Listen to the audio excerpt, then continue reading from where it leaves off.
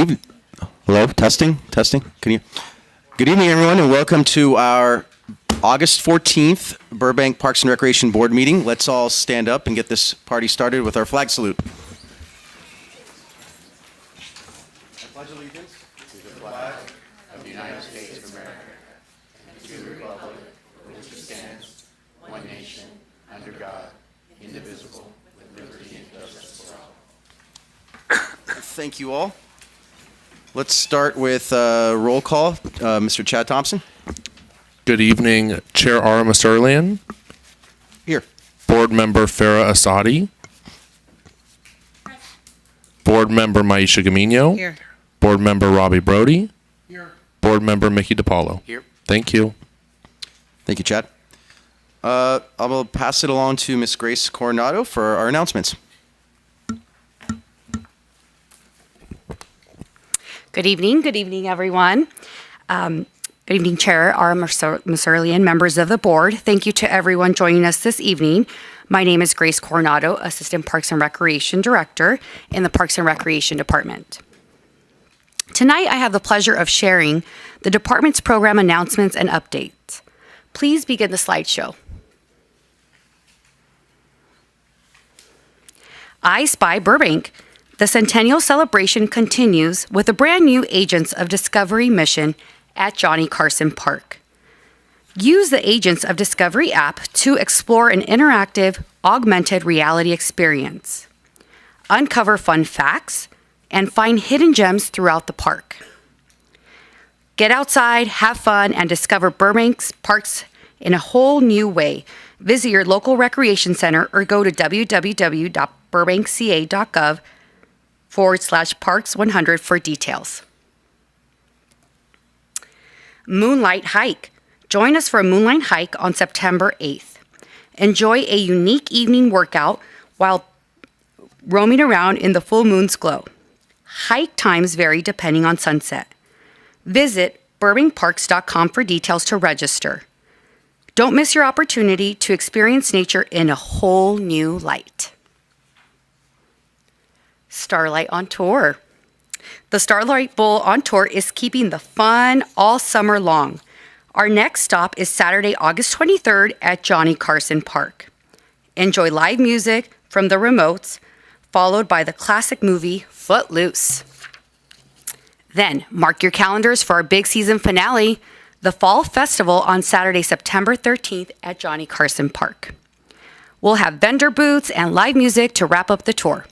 RSVP now at starlightbowl.com and join us for 2 great nights under the stars.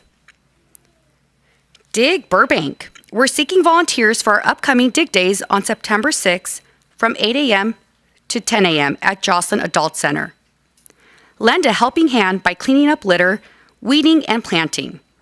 To register for this volunteer program, visit www.burbankparks.com.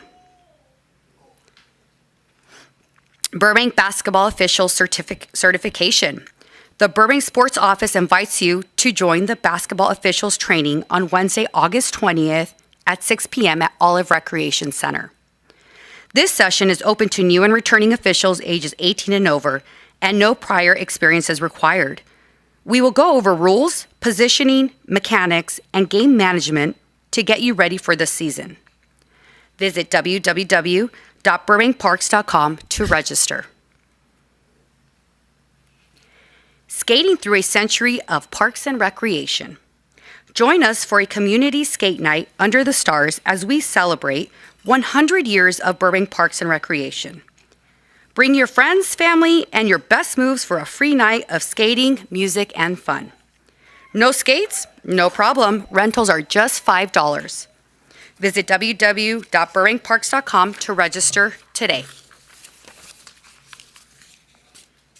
Rockahula. Make a splash at Rockahula. Adults 55 and older are invited to McCambridge Pool on September 25th from 4 to 6 p.m. for free swim, dancing, live music, games, and raffles. Visit www.burbankparks to register. Animal Shelter, 50% off adoption fee. Run, don't walk, because you won't want to miss the Burbank Animal Shelter's adoption promotion. Adoption fees for all pets will be 50% off until August 30th. The Burbank Animal Shelter has amazing dogs, cats, bunnies, turtles, and guinea pigs waiting to be adopted into their forever homes. Visit burbankanimalshelter.org to view adoptable animals or visit the shelter at 1150 North Victory Place, Tuesday through Saturday from 10 a.m. to 5 p.m. Come rescue your next best friend at the Burbank Animal Shelter. Kitten Adoption Fair. Kitten adoption fairs are back at the Burbank Animal Shelter. Visit the shelter at 1150 North Victory Place during our kitten fairs to meet adorable kittens currently in the shelter's foster program. Adopt your next best friend and learn more about the kitten foster program. You won't want to miss this perfect opportunity. The next fair will be held on Saturday, August 23rd from 10 a.m. to 2 p.m. Vibes and Dives Teen Swim Event. Calling all middle school students. Join us on Saturday, September 6th from 6:30 to 9:30 p.m. at the Verdugo Aquatic Facility for a night of swimming, music, games, crafts, and tasty treats from the Snack Shack. Bring your valid middle school ID for entry. Registration is required for all participants at www.burbankparks.com. Urban Forest Master Plan. The City of Burbank is developing an Urban Forest Master Plan, a long-term strategy to grow and care for Burbank's urban forest. We want to hear from you. Take a quick survey and share your thoughts about Burbank's urban forest. Visit www.burbankca.gov/Urban Forest Master Plan or scan the QR code on the screen. Your voice will help shape the future of Burbank's trees for today and future generations. And don't forget, follow us. Stay in the loop with the latest Parks and Recreation updates by connecting with us on Facebook and Instagram. Thank you so much, and this concludes the department announcements. Thank you so much, Grace. Is that the first time I heard an ovation or applause for announcements? Wow, good job. Next up, we have a special presentation, so I'd like to introduce Mr. Ricky Corrado.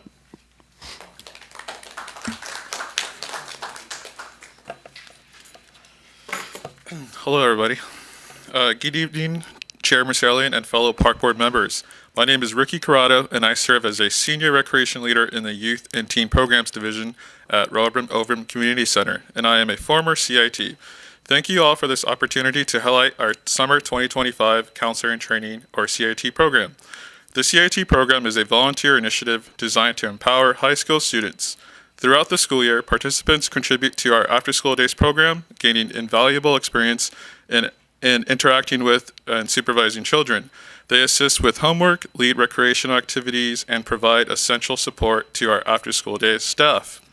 During their summer, our CITs dedicate their time to the Summer Days programs at multiple locations across Burbank, including Mary Alvord Recreation Center, Cambridge Park, Robert Gross Park, Stowell Canyon Nature Center, and Robert Ovum Community Center. Tonight, we celebrate the exceptional achievements of the 27 summer CITs. Becoming a CIT is a competitive process requiring an application and interview. Selected students are placed in a specific camp location and must maintain a strong attendance record. To broaden their skill sets, CITs undertake 3 projects encompassing sports or a game, crafts, and a chosen activity. These experiences refine their leadership abilities while fostering meaningful connections with our campers. Our commitment to developing well-rounded individuals extends beyond hands-on experience. CITs participate in monthly training sessions covering essential topics such as interview skills, resume building, and job interview techniques. This summer, we capped off our trainings with mock interviews conducted by City of Burbank employees. Notably, many of our current Parks and Rec department staff members are proud alumni of the CIT program. Balancing academics, extracurricular activities, and personal responsibilities is a challenge for today's high school students. Our CITs have demonstrated remarkable dedication by collectively contributing over 1,500 volunteer hours to the Burbank community. I am privileged to lead this program alongside my colleagues, Recreation Services Supervisor Jenny Griffin, Senior Recreation Leader Buster Roebuck, Recreation Leader Olivia Kerr, who is also a former CIT, and my recreation manager, Noah Altman. We have witnessed our CITs grow immensely throughout the summer. Congratulations to our graduating CITs. Your commitment to serving your community is truly inspiring. You have made a lasting impact on the lives of countless young people. Before we recognize your accomplishments, let's hear from Anna Badalian, a standout CIT who will share her personal experience. Please welcome Anna.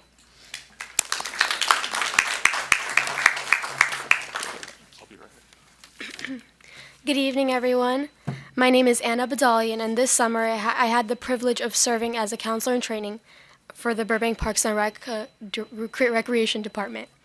When I began this role, I knew it would involve helping with activities and supporting the counselors, but I quickly learned it was also about leadership, adaptability, and building connections with the campers. Each day brought new situations. Some were expected, some were completely unplanned, and I learned how to quickly think and work as a part of a team and make sure every camper felt included. One of the most rewarding parts of this experience was getting to know the campers as individuals, seeing their personalities shine through games, crafts, and group activities. I also learned a great deal from the counselors I worked alongside.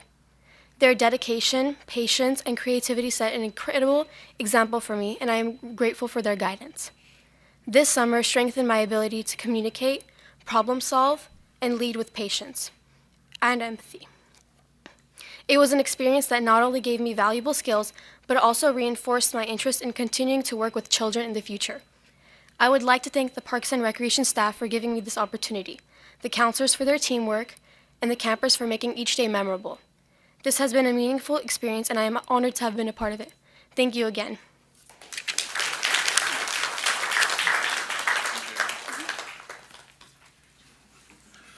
Okay.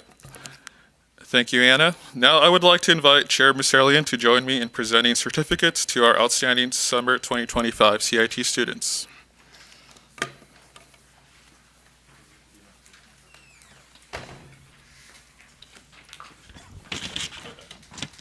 Hello, hello, hello. Thank you. Perfect. Before I give the certificates, whoops, I keep tripping. I just wanted to say a couple of quick words. First of all, great speech. Second of all, it's very commendable what you guys do because you're young teenagers, it's summertime, you're out of school, and to take the time to volunteer and do this means a lot for the community, it means a lot for the kids. I'm glad you guys took it very seriously. It's a great opportunity to help you learn, but also build your resume, understand, how it goes in the potential job workforce, learn a lot of key skills. So helps with college applications, but first and foremost, just really being a part of the community. So thank you for that. And really another thing for you guys, well, you're done now, I guess, with it, but for future CITs, is that you guys are role models. My kids are in 5th grade and 2nd grade, and they've done some of these camps, and they really look up to you guys because you're kind of closer-ish to their age, so they kind of look at you as, they listen to you guys more than they would probably the older folks. So they really look at you guys as role models. So when you guys are there and you guys are hanging out with them, talking to them, when they come home, they really talk about you as, oh, I'll just use your name. Anna was doing this and she was so cool, and they really gravitate towards that. So just keep that in mind as you guys go through these types of things in the future and for future CITs that really, you guys are really role models. So thank you for doing that. So with that, let's start with handing out some of these certificates. So we'll start with Anna Badalian. Are we doing pictures? Thank you. You want to stay up? Yeah. And then we'll take a group photo. Annalie Contreras.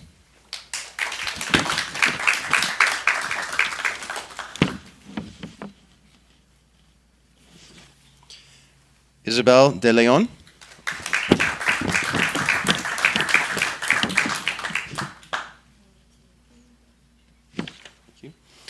Daphne Harbaugh.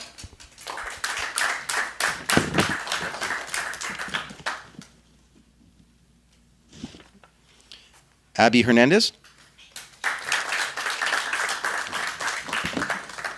Thank you. Leah Hess.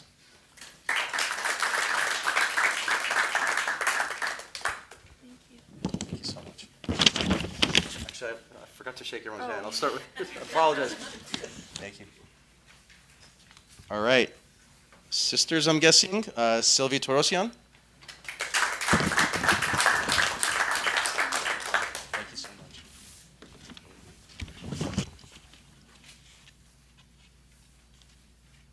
Thank you.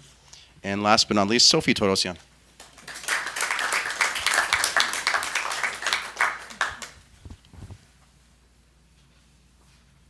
Thank you. If we could just take a group photo with all the CITs and you as well, please. Sure. Of course. Okay, so really quick, let's just take a group photo. We're on this side. More creep on this side. No. One more on this side.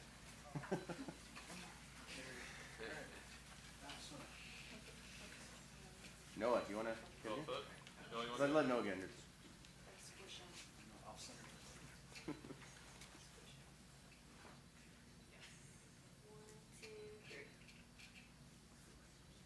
Thank you, everyone.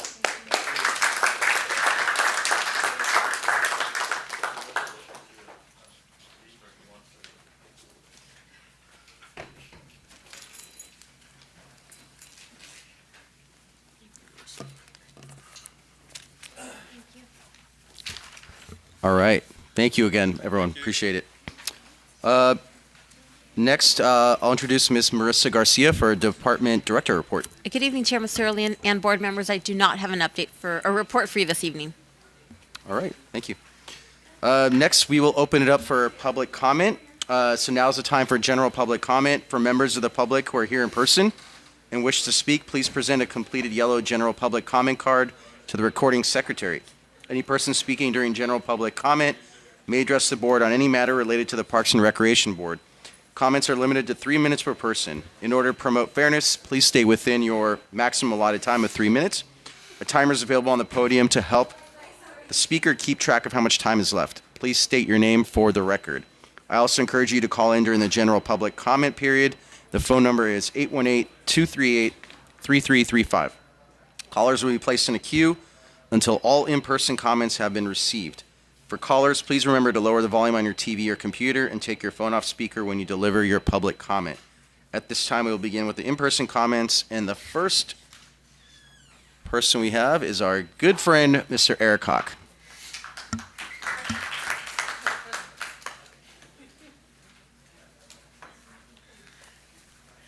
All right. Well, hey, and good evening to the wonderful members of the Parks and Recreation Board, the terrific city staff, and others who've taken time out of their evening to participate in today's meeting. My name, for the record, is Eric Hawk. I'm the current president of the Board of Directors for the Burbank Community Band.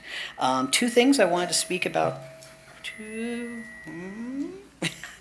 Two things I wanted to speak about today. First, very happy to announce that our traditional summer break is coming to an end, and next Friday, August the 22nd, we're getting the band back together, and we're going to start rehearsals of our community, of this community's volunteer band, resuming on the 22nd of August. Always a delight to work with Emin and Christina in the Parks and Rec team. They make sure every year, and also some of the other members of the team, make sure that we have a reliable place to rehearse during our season.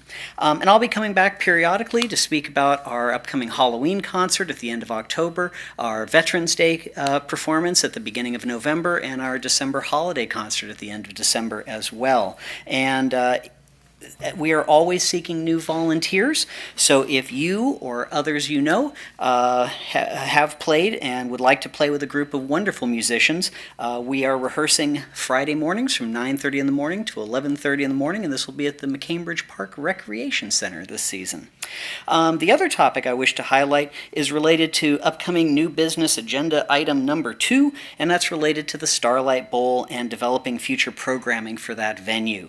From attending attending these meetings and also the meetings of the Cultural Arts Commission, this has really revealed something that I think is really quite surprising and wonderful, and that is that Burbank, a city that's sometimes seen as a hub of aviation or entertainment studio headquarters, just has a wonderful amount of local and homegrown talent and artistic talent right here.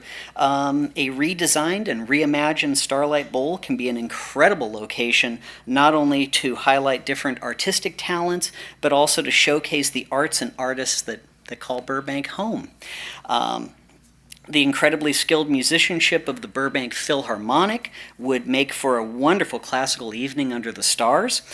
Productions from the local theater companies that we have here in Burbank could provide unique flavor for performances here as well. And for the Burbank Community Band, our roots, as with many community bands, are with sort of heart-swelling patriotic pieces.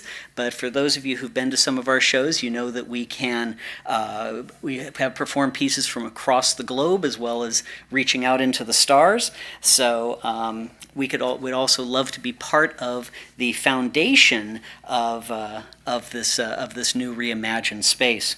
As my time runs out, I wish to emphasize that as you look at the Starlight Bowl and compare it with other venues like the Greek Theater or the Ford, I'd strongly encourage you to place those elements of local talent in that foundation of this new venue, so the Starlight Bowl is not just another SoCal venue, but really something unique and a real gem for this community.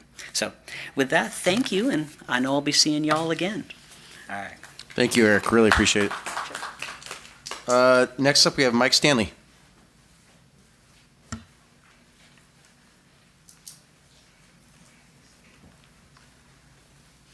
Hi, good evening, everyone. Commissioners and staff, thank you so much for allowing me to speak tonight. My name is Michael Stanley, and I'm proud to say that I'm the conductor of 2 music ensembles in Burbank. The Burbank Community Band that you just heard talked about, and we perform at the city ceremonies for Veterans Day and Memorial Day, and we do 3 other concerts throughout the year. I'm also the conductor of the Burbank Philharmonic, which is our city's own local professional union orchestra that performs concerts in and around Burbank. And I wanted to speak to a similar to Eric's second point about the programming planning for the reimagined Starlight Bowl. You may or may not be aware, but the Starlight Bowl originated before there was the Starlight Bowl. The original Burbank Symphony, of which we are a descendant, were the ones that began performing up there in Stowe Canyon back when they had plywood for the orchestra and laid down telephone poles sideways for people to sit on. And then the founding conductor, Leo Damiani, was the one who was instrumental in getting the city to construct the original Starlight Bowl, and they gave the inaugural performance there. I think we're on a 75th anniversary or something like that. So the Burbank Symphony, and now it's called the Philharmonic, has been an integral part of the Starlight Bowl, and in fact was the impetus for the creation of the Starlight Bowl. And so as we're reimagining that programming, we would love to come back to the Starlight Bowl and be an integral part of the performing. The last time we did the July 4th concert, I was privileged to be there and bring some of my students to sit side by side with the professional musicians and perform. It was also the first time I got to conduct the Burbank Philharmonic as a guest conductor on that concert.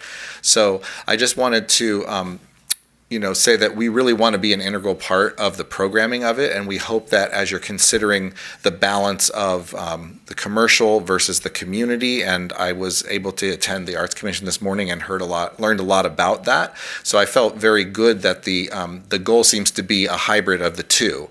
And I just wanted to take the time to come and speak to you all as well to let you know how much we support that vision, and we really want to see because I have the ability to do both sides of it. I'm working with professional group. We would love to do July 4th concerts there again with fireworks, and to offer, we could play film scores live to picture, we can do video game concerts, whatever is going to be the popular things that a symphony orchestra can do, and at the same time include the Burbank Community Band as a homegrown group along with all the other community arts organizations that we have here in Burbank that really make Burbank a special place. And the arts are so important in the community of Burbank, and I just want to support including all kinds of those local Burbank groups as part of the programming for the future Starlight Bowl. And with that, thank you very much. Thank you, Michael. I appreciate you coming up here and talking about that. Doesn't look like we have any other in-person comments. Do we have anyone on the phone? We do not. Perfect.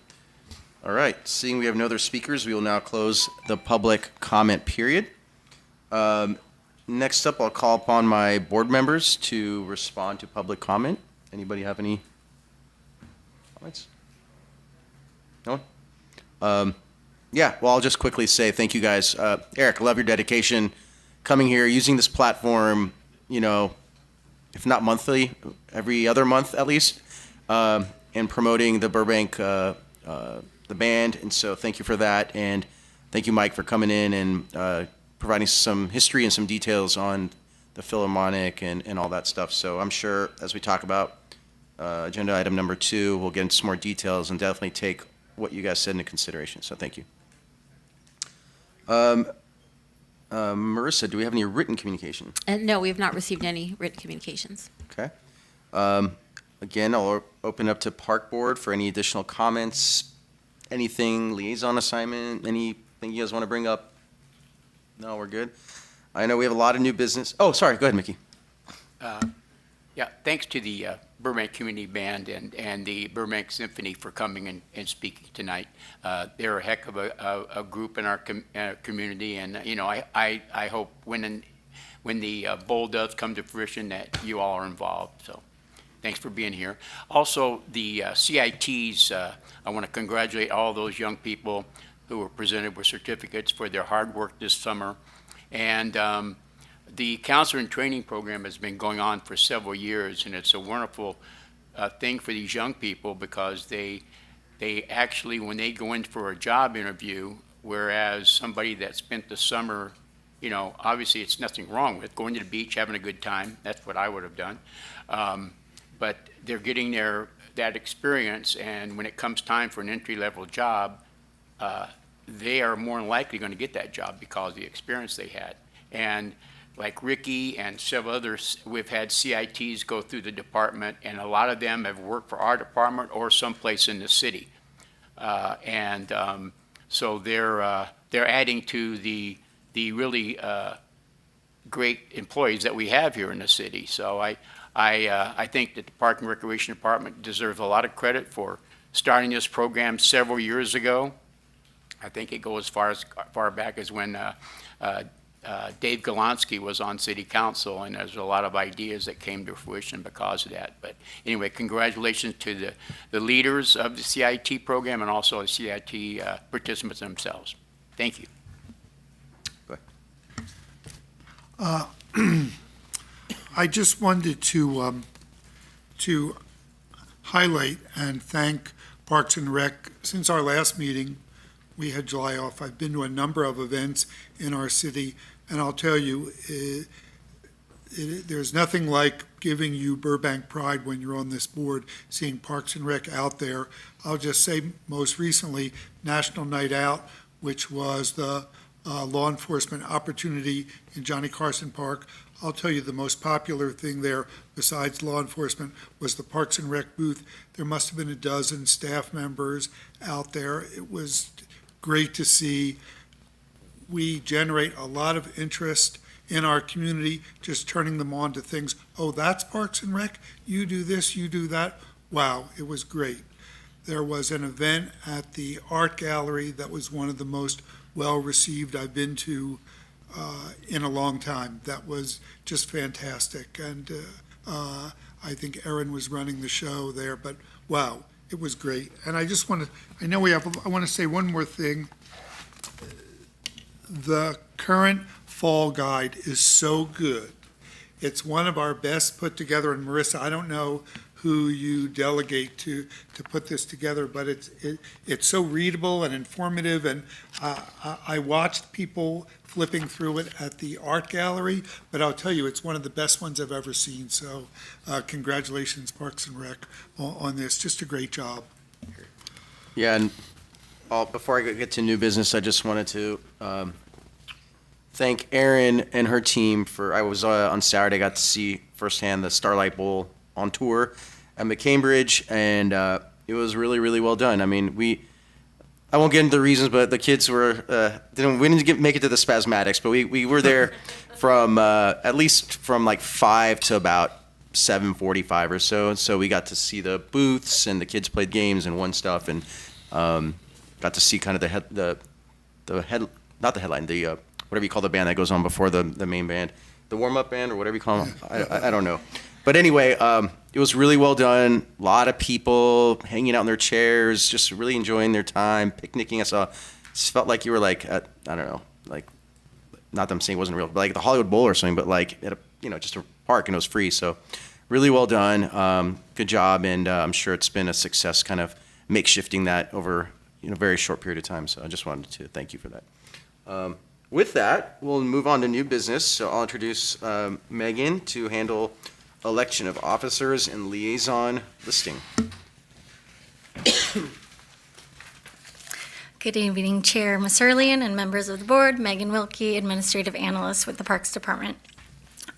On an annual basis, at the first meeting in August, and per the Burbank Municipal Code 2-1-408, election of the chair, the board engages in a discussion resulting in election of officers for the position of chair, vice chair, and secretary for a one-year period. Additionally, it is appropriate for the board to select liaison assignments and alternatives for various boards, committees, and commissions within the department for a one-year period. Staff recommends that the board hold an election of officers for the position of chair, vice chair, and secretary, and liaison assignments. After the election of chair, members can rotate in their respective seats, then proceed to elect for vice chair. After election of vice chair, members can once again rotate in their respective seats and proceed to proceed to the election of secretary, and then following that, the liaison assignments. So this concludes my report, and I'll turn it over to the board. Thank you so much. So we'll start with the chair. Do we have any nominations for chair of the Burbank Parks and Recreation Board? Yes, this is Robbie. I was going to propose a slate, but let me first say this. We on the board, everyone has an equal say, everyone is valuable, but I think that this chair position in particular is a valuable one for the message that it sends to anybody watching or in person. I have to say, and Maisha, I don't know if I ever told you this, but when I cycled off the Burbank Water and Power Board, I was kind of fishing around, gee, what board do I want to get on next?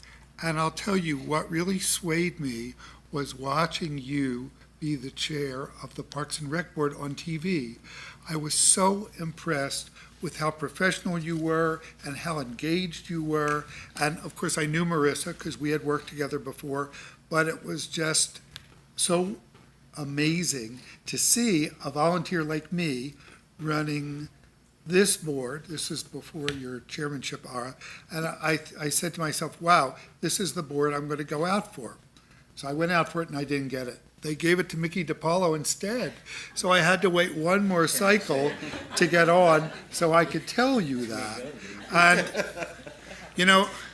I like to see everyone take a leadership role. And because Ara and Maisha have already served as chair, I'd like to advance Mr. DiPaolo as chair. And I'm going to tell you my whole thing, which was Mr. DiPaolo as chair and me as vice chair, and our newest member as secretary. Is that what they call it? Robbie, we'll apologize.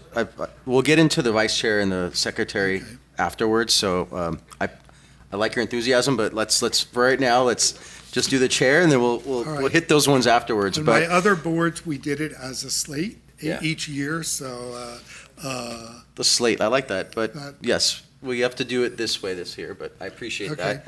But we know where you're going. Then I'll So do we have a there. second for Mickey for chair? I wholeheartedly second. Well, then let's vote. All in favor of Mickey as chair, say aye. Aye. Okay, Mickey, your chair. So do we switch? Yes.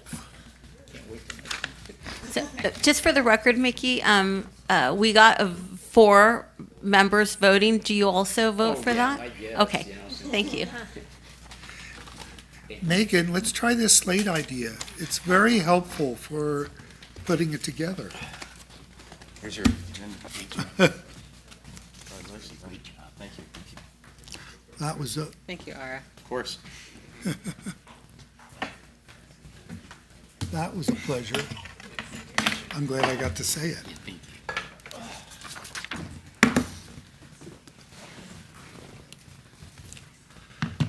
Okay, thank you.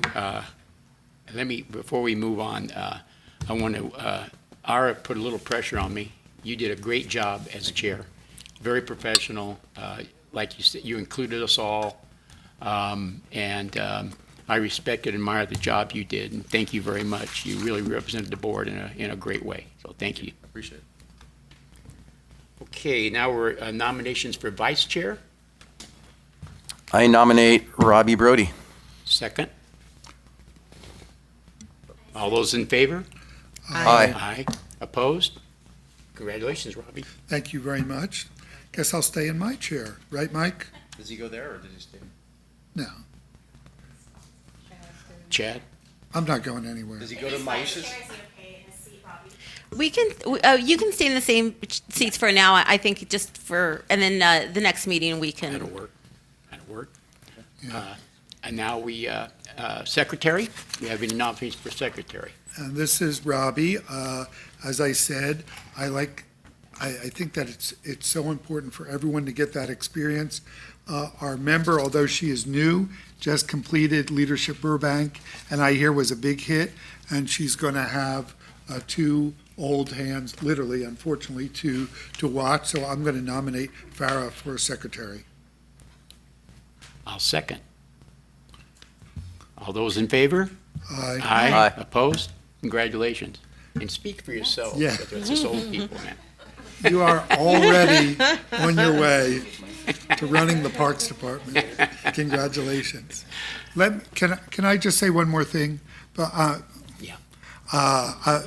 Now that we've moved things around, and I didn't mean to, take the spotlight away from somebody who it's really been awesome working with as the chair. He's great. I mean, I've seen him on the fly pick things up and give such a measured presentation that I think we should give a round of applause to our outgoing chair, Ara. Great job. Yeah, I'll just say one quick word. Thank you. It's very easy to do it when you have an incredible staff who prepares you with everything that you need. So, just want to thank the staff for always having me prepared and ready to go. So, could not do any of this without you guys, obviously. So let's give the real thanks there. And then to my fellow board members, obviously, Farrah, you're new. Mickey's just so wise, and you learn so much from him. I picked up a lot of stuff. Maisha was kind of like my role model going into being a chair. So she, as Mick, I think Robbie already said all the words, but I tried to kind of just emulate what she was doing. And then Robbie, you've been a great addition and appreciate everything you brought. A lot of enthusiasm here. Not that we didn't have it, but brought a whole new energy. So I was very thankful for my time. And Mickey knows this like the back of his hand, so he's going to crush it. So good luck. I don't know about that, but I'll do my best. Okay, so that's all the numbers. Well, we'll close that, and we move on to... Chair DiPaolo, we do have the liaison appointments. Oh, that's right. And let's see, where do we... Okay, I'll just run down the list here. Art in public places, right now, our liaison is Maisha. And I guess if you'd like to keep the liaison assignment, If I may, just I know we have a new board member, Farah Asadi, and I think for the benefit of Ms. Asadi, it would be, I believe, helpful to just run through, list all of the boards, the name of all the boards and commissions, and then go back. And typically what's done is, looking at availability and scheduling, whoever can attend a meeting. We do have, most of them have an alternate. So we'll have a primary and then an alternate. So in the event, you are interested, but you can't fully commit, you can certainly volunteer to be an alternate. So just wanted to make sure that Mrs. Sadi had the information. Thank you, Marissa. Marissa, what, for art in public places, which I may try to steal, what does on-call mean? Does that mean you don't go to the meeting, each meeting? No, the charter stipulates that the Art and Public Places Committee meets on an on-call basis. Oh, I see. However, for just for ease and scheduling purposes, we do have a monthly meeting identified, a date for a monthly meeting. So although it's on call, the meeting is scheduled monthly, and in the event there are no items to discuss, the meeting will be canceled. Do you know when those meetings are? Or is there a The schedule? first Monday of each month, Okay. and I believe they're at 6 o'clock. I feel like when I was on that committee, we met every month. Almost. I don't remember. Yeah. Yes. Okay, we ready? Okay, Art in Public Places normally meets the first Monday on an on-call basis, and right now, it meets in Community Services Building, room number 101, and presently, Maisha is our liaison representative, and there's no alternate. Burbank Athletic Federation meets the first Tuesday of the month at 6 p.m. in Community Services Building, room number 104, and I'm the primary and Ara is the alternate. Burbank Cultural Arts Commission, it meets on the second Tuesday of the month at 9 a.m. Community Services Building, room number 104. And the primary was Ashley, and the alternate is a vacancy. So there's a opportunity for the primary and an alternate on that. Burbank Sustainable Commission meets the third Monday of the month at 5 p.m. in council chambers, and that is also open, and there's no alternate also. DeBell Golf Course Advisory Committee meets the third Wednesday of the month, 10:30 a.m. at the DeBell Golf Course Clubhouse. Right now, I myself am the primary, and Ara is the alternate. Senior Board, fourth Wednesday of the month, 1 p.m., Jocelyn Adult Center. And right now, I am the primary, and the alternate position is vacant. Youth Board, first Wednesday of the month, 6:30 p.m., location to be announced. And Ashley was the primary, so the primary position is open, and the alternate is also vacant. So do we have anybody that is interested? Cara? Yeah, if I may, I was just based on interest and schedules, I would like to, if I can be the primary on the DeBell Golf Course, kind of take that if you're okay with that. Sure. And I'd like to stay on as, if you're okay, as alternate to the BAF. And I'm happy to also be an alternate to the youth board. Okay. So does anybody else have a desire for any of those liaison positions?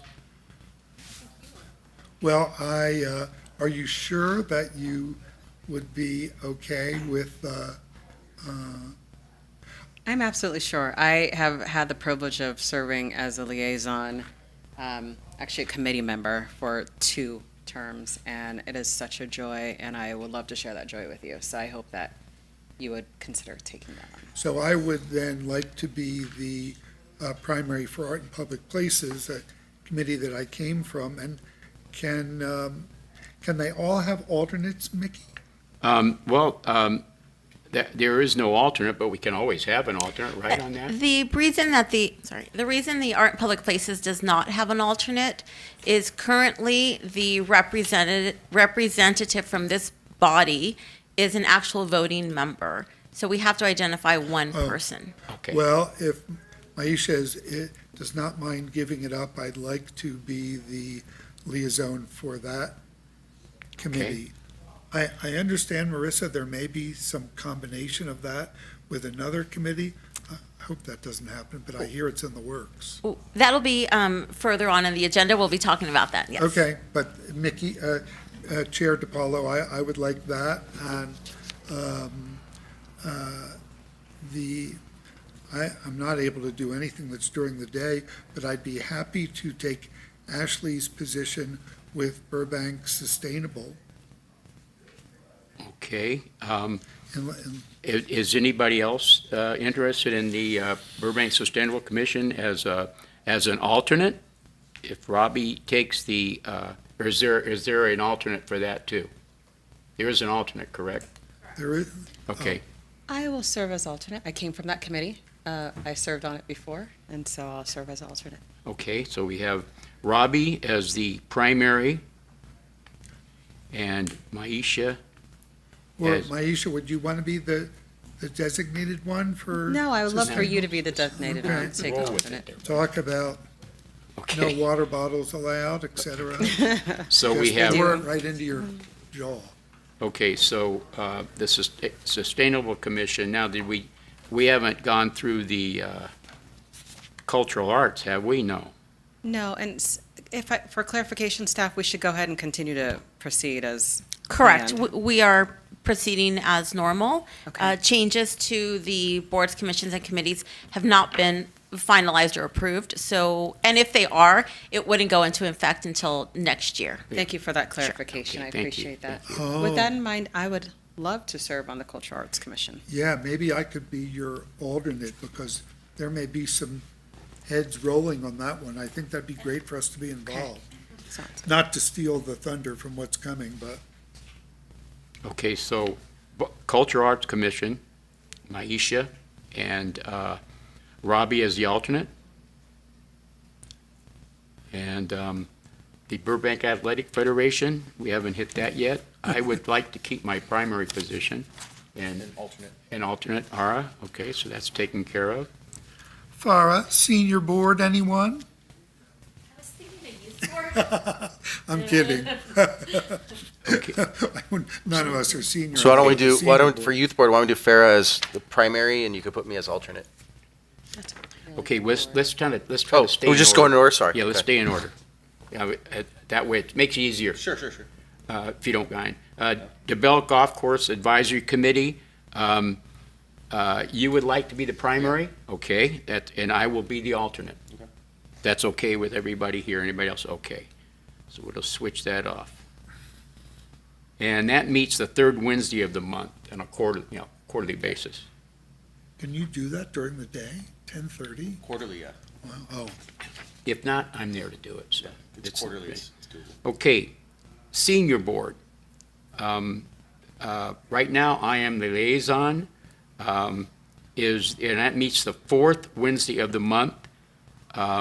Is anybody interested in a primary? It's Wait. during the day. 1 PM, wow. Yeah, so that's, okay. I'll continue with that. Do we have an alternate? Anybody interested in an alternate position? Okay, because it's during the day, so nobody's available, correct? Okay, that'll work. All right, so going to the Youth Board.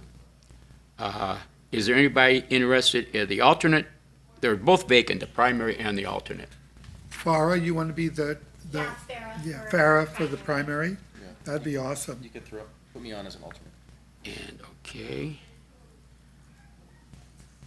Okay, so let's read through these now. Wow. Liaison representatives for the Art and Public Places. The primary is Robbie, the alternate is Maisha. Burbank Athletic Oh. Just for clarification, we don't have an alternate for art public Oh, places. excuse me, okay. For the Burbank Athletic Federation, I'm the primary and Ara is the alternate. Burbank Cultural Arts Commission, Maisha the primary and Robbie's the alternate. Sustainable Commission, let's see, is it Maisha, right? It's Robbie and Robbie and you're the alternate, yes, okay. For sustainable. Couldn't read my own messy writing.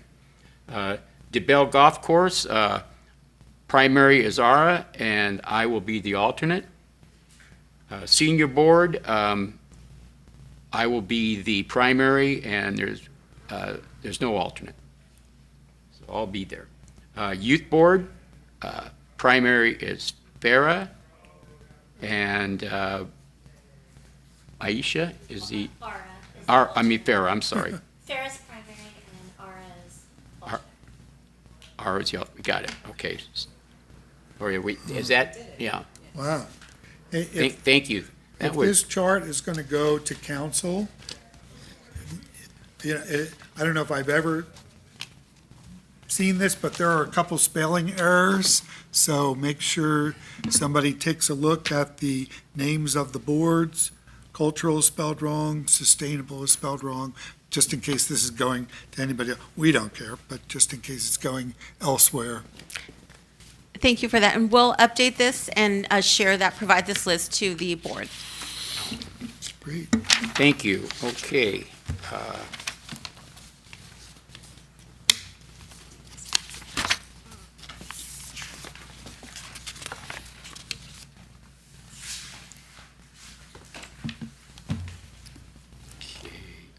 Okay, And just, I'm moving on to, let me just add, Marissa, does that mean if you're on a board like Art and Public Places, do you get an email notice of the meeting and all that stuff?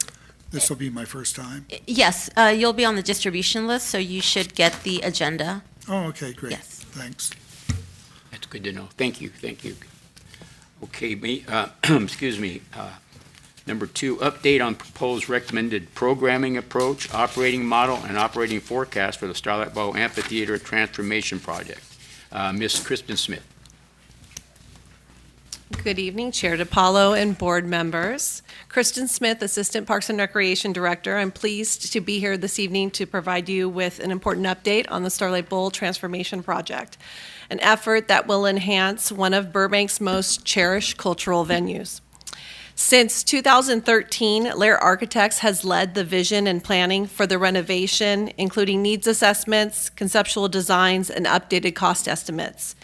In 2024 and 2025, the city partnered with Stratoscope to conduct extensive community engagement through interviews, public meetings, and presentations to gather valuable feedback.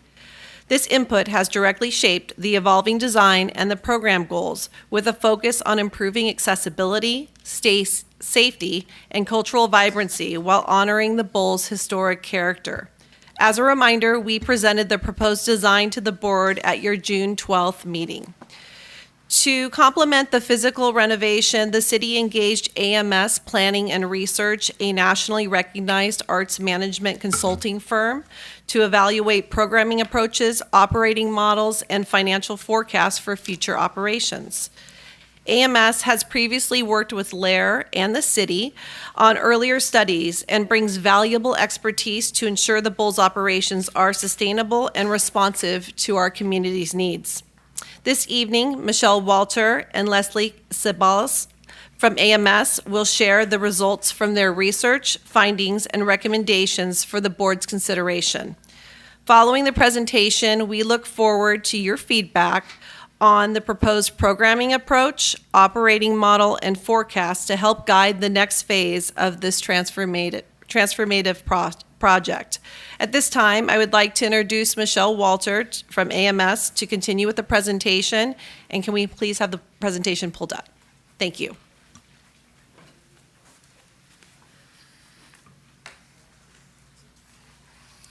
Welcome. Thank you. Good evening, Mr. Chairman. Congratulations. Thank you. And members of the board, it's a pleasure to be here tonight.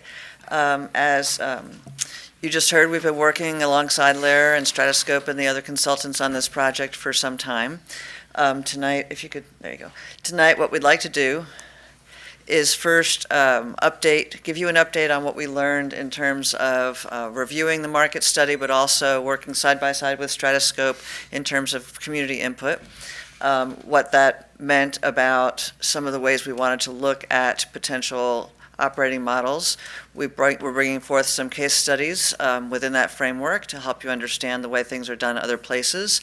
And then we do have a recommendation for operations as well as a financial forecast based on implementation of those particular recommendations. This is all a straw model, right? You get to push back, you get to ask questions, but it's a place to start to understand based on what we know from our expertise and what we learned about your community.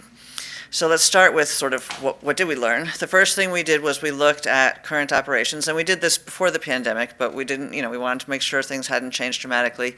One of the important learnings is we really became focused on the July 4th event because attendance has been moderate, especially post-pandemic, except for that event is still very, very popular. And we did an analysis of zip codes of people participating at that event.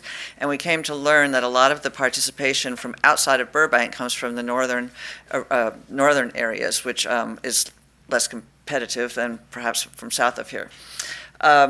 We also did review the local environment for summer concerts, and as you all know, it's a very competitive, Southern California is a very competitive market and remains so. We did a inventory to take a look at that. There's something called the radius clause. So the competition for the Starlight Bowl is actually less about audiences and more about talent.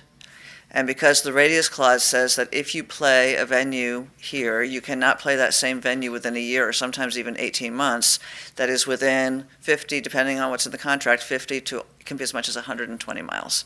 So because you have so many venues in Southern California, we are mindful that that's going to be the right size niche to bring in more touring talent to the Starlight Bowl.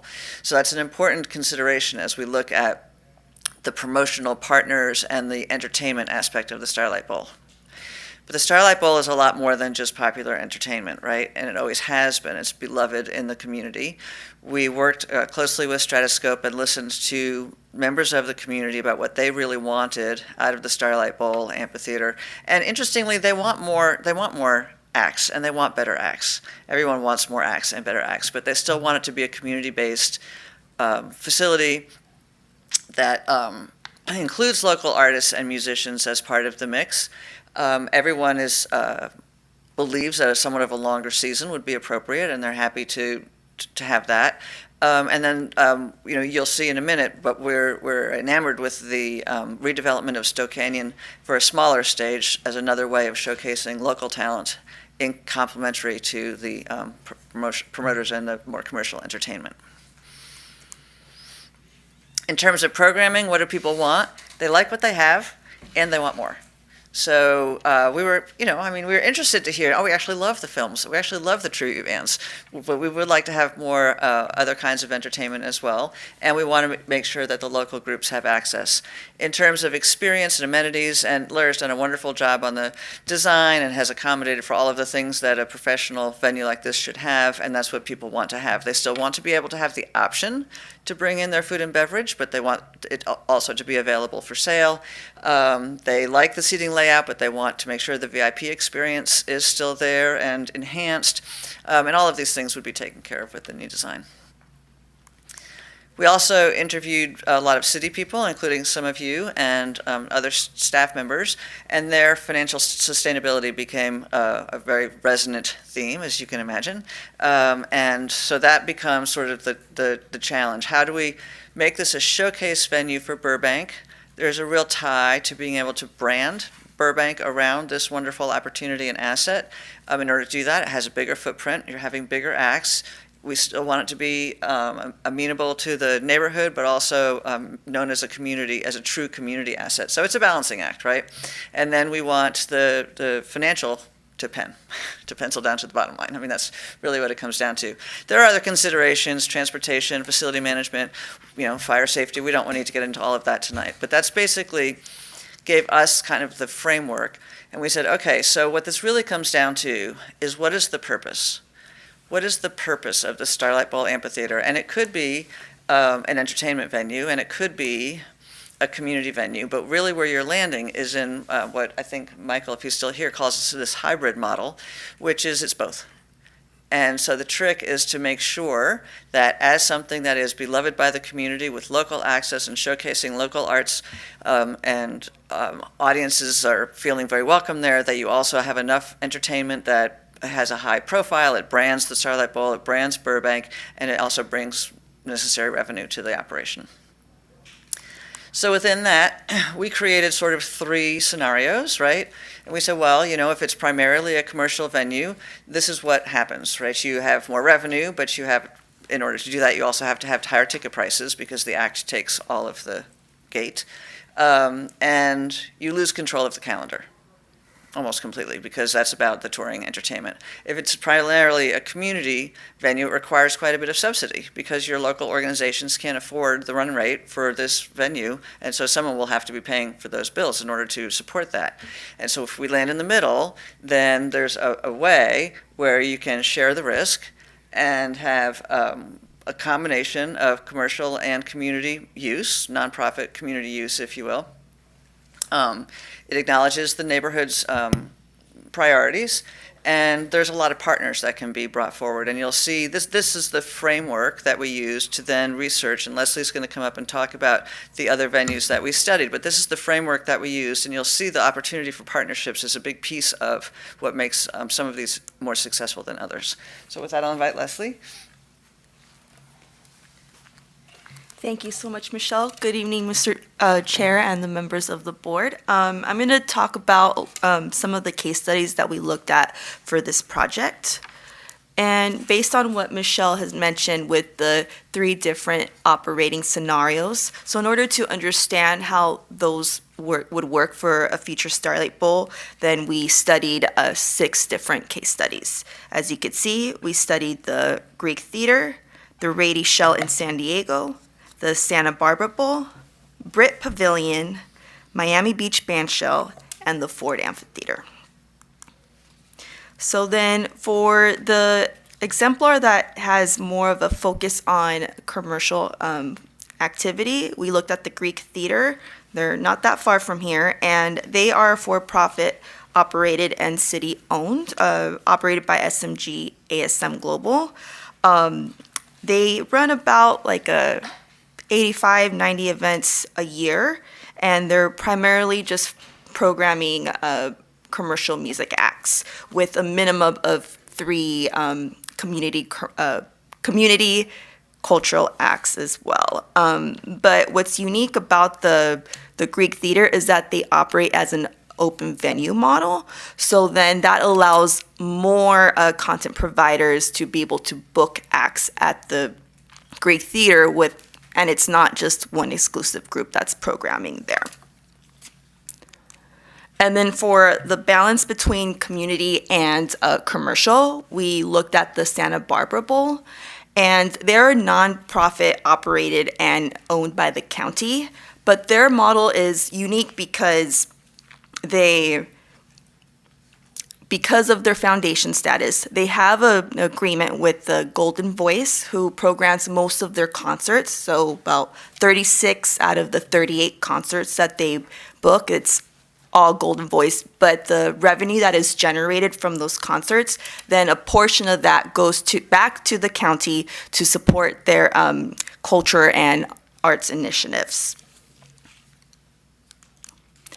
And then the Rady Shell in San Diego, it is operated by the San Diego Symphony, which is a nonprofit organization, and it is owned by the San Diego Port District. With this example, they do have a slightly extended season because the symphony does, in addition to performing in the summer there, they also have some performances at the end of the year. And in addition to the symphony concerts, they also work with Golden Voice, Live Nation, as well as the San Diego Padres to program more events at the venue. And then the Brit Pavilion, this is an out-of-state example from Southern Oregon. They're also nonprofit operated and county owned. They run only in the summertime due to Oregon winters. They have about between 20 to 40 events a year. And this particular example, the Brit Pavilion does have an in-house symphony orchestra that performs in the summer there, in addition to the commercial music acts that come in. And then 2 key lessons for this particular example. One of them is that there is a small stage on campus of the Brit Pavilion where there are pre-show performances before the main stage acts. And then their partners, they have concession partners where they partner with the local restaurants to provide food and beverage options at the events. And then the Miami Beach Bandshell. This one's a primarily community-focused example. It is also nonprofit operated and a city-owned venue. It operates all year round, so then that just shows that they're able to program a lot more events. And they do program a lot more free events than the previous examples that we shared for the community. And they're primarily community focused because of the users. They're the local arts organizations and residents companies that control more of the calendar of that venue. You do have some of the commercial promoters like AEG and Golden Voice that will book acts there, but it's mostly community use. And then lastly, the Ford Amphitheater. It is operated by the LA Phil and it's county owned. This is a community, primarily community example because the county does subsidize for this venue, and then they also provide some general maintenance and the shuttle service that you get when you attend an event there. And a lesson from the Ford Theater is that they have a co-presentation program called the Ford Lab Producers Program. So then that allows that gives the opportunity to LA County artists and arts organizations to be able to perform at the venue. And in addition to performing at the venue, they get mentorship, production support, and in terms of finances of money, they either get a percentage of the ticket sales or a financial stipend. So then all of these examples, they all vary in activity and focus, and it's very much driven by the market, and they also all vary in price point. And then as for the audience and community experience, food and beverage and parking, they all vary. And with these 6 examples, some of them only allow the option to purchase concessions on site, and there are a few where you could purchase on site and then also be able to bring your own food and beverage. Parking was varied all over the place with these examples. Some of them don't manage parking, and then some of them do offer a shuttle service, or you could park at a remote lot that is not far from the venue itself. And then one thing that all of these examples had in common is that there is either like a curfew or sound limitation policy or penalty. So then say your concert, your band's performing at past 10:30, past 10:30 or something, you go over that curfew, then a penalty gets put in place to be able to mitigate some sound control there. So then now I'm going to pass it on to Michelle again to talk about the forecast. So that leads us to our recommendation, based on everything we learned about here and you and other places. It's important to understand first that there are 3 discrete roles for any one of these kinds of venues. Right now, you guys play all 3 roles. You own it, you operate it, and you're the content provider. But in many places, those roles are separated, and one entity can do, there can be 3 different entities, there can be one entity that does 2 out of the 3 of those things. It could be owner-operator, it could be operator-content provider, so there's a myriad of different options. Obviously, the owner has legal responsibility for the facility and the long-term CapEx. The operator cleans, maintains, safe, and then it's actually the content provider that bears the risk. Right now, again, you do it all. You book in an act. If it rains, you don't have an audience, whatever.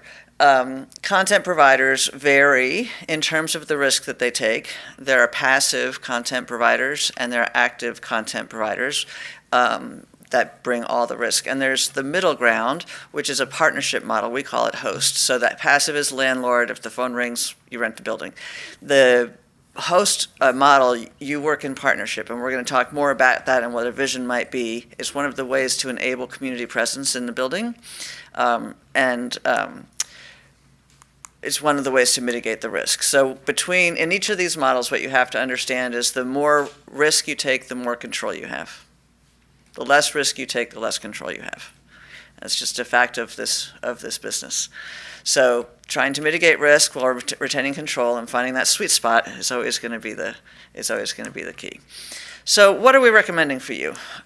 We know that if you make this big investment, you're always going to own the Starlight Bowl Amphitheater. That's not even on the table. We are going to recommend privatizing the management of it, not giving up control of that, but in a contractual relationship, much as you have with the golf course. That takes a lot of the onus off of city staff, and there's plenty of facility operators that will do a good job for you.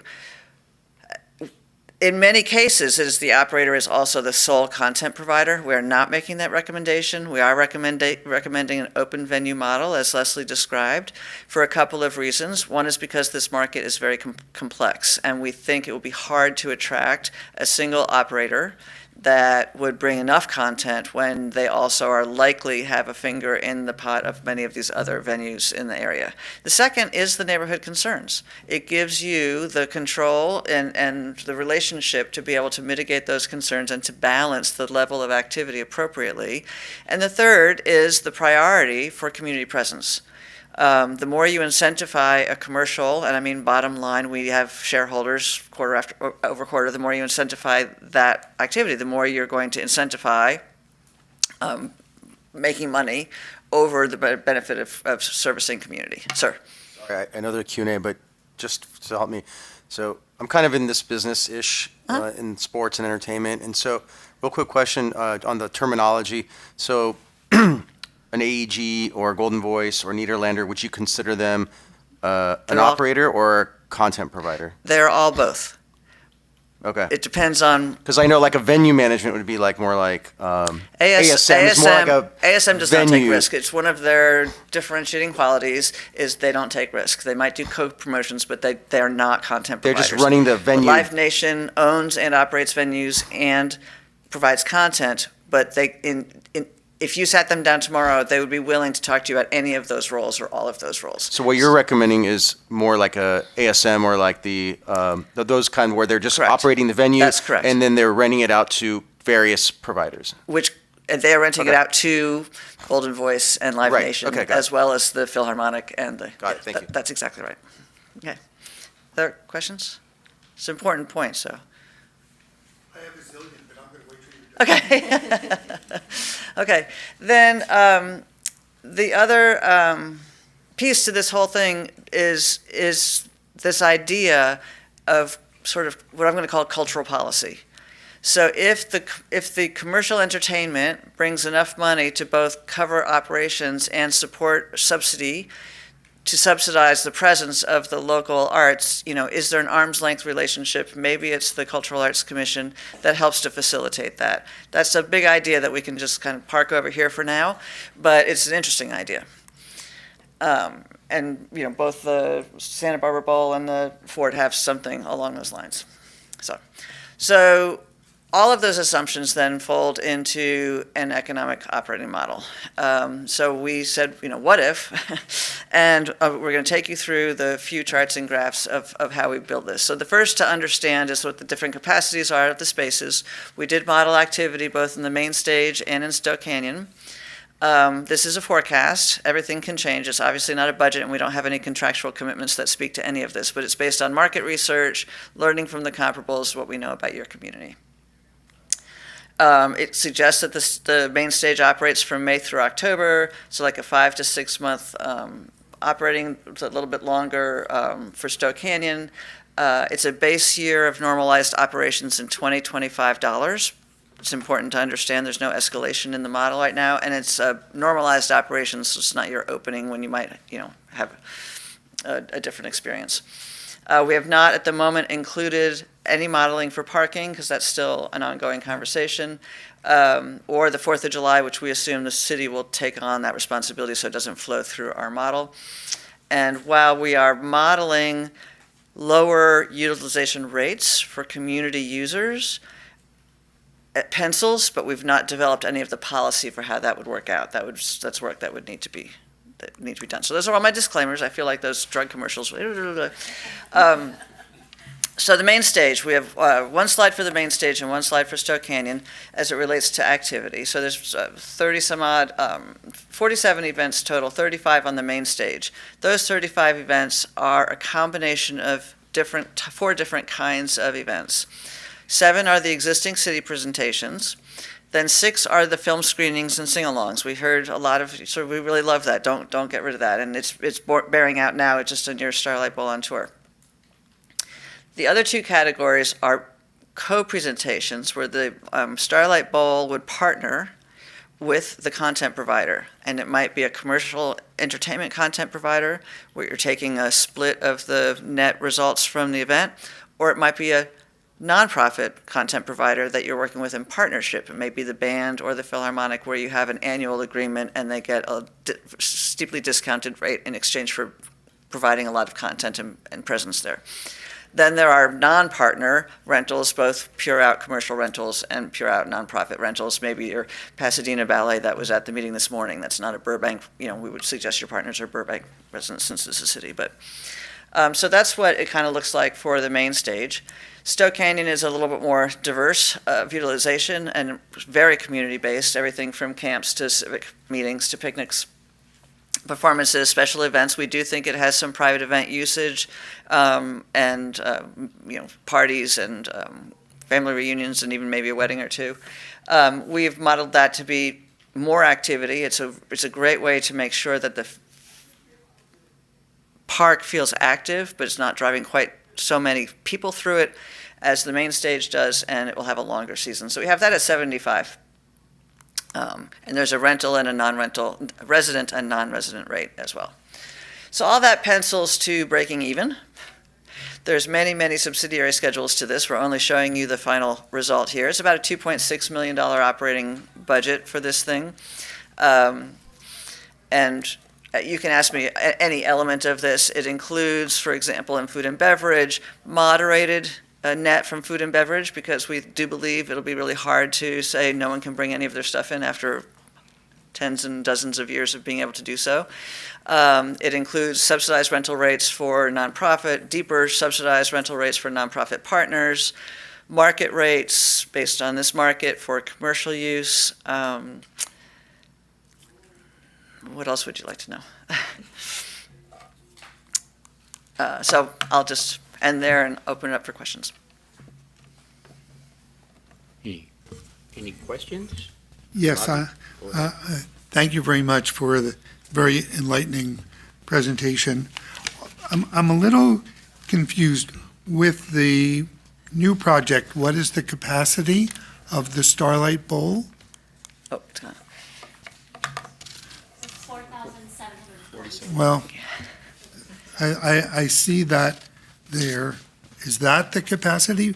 4,740, more than every single competitive venue on your list, except for the Greek Theater? Well, so there's 2 lists. There's competitive venues. That was the first market study piece that we did.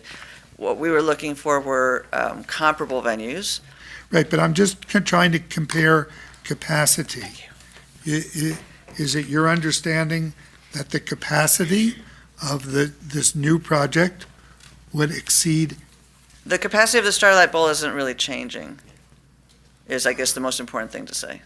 And it has a seated capacity, and then it has the big lawn. Yes, that's what I'm asking you. What is the capacity of the new Starlight Bowl project? Same as it is right now, Which is? 4,700. It's a little bit more. So the capacity was 4,200 for the Starlight Bowl. We've taken that down through the years when we've kind of, put in fire lanes and whatnot and made the grass a little bit lighter. So generally it's 4,200. The new design is 4,700. So the new design is going to, because I didn't think it was that big, then the new design is going to add about 800 seating areas? As it is right now, but I would just remind the board that this is not the final design, right? This was the initial conceptual design that we shared, and we've gathered that feedback. And then the next layer of design work that we're going to do with schematic is really going to kind of narrow that down, and decide on that final number with all the information we've learned today. But I'm just trying, and I understand that, of course, but I'm just trying to get a handle on, is one of the things that's going to happen with this project an increased capacity from what it is now? And I guess your answer is yes. Yes. It is. So, Ara brought this up at our last meeting when there was a presentation about what kind of entertainment can we expect with this capacity.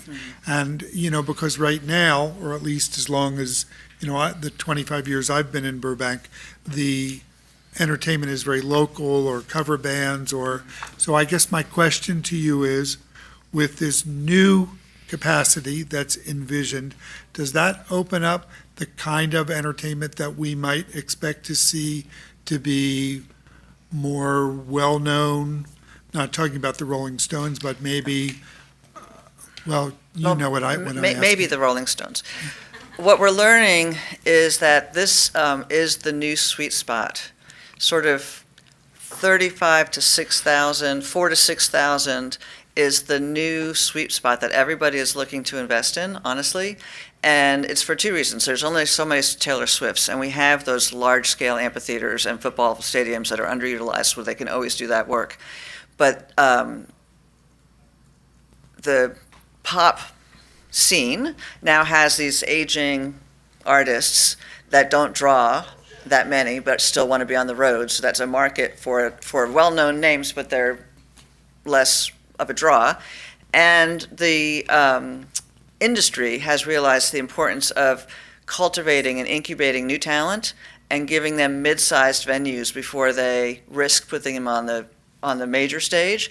So it's a niche, if you will, and most of the big players are investing. Actually, there was an article in Billboard last week about Live Nation investing in a 4,000 capacity, I think, in Brooklyn.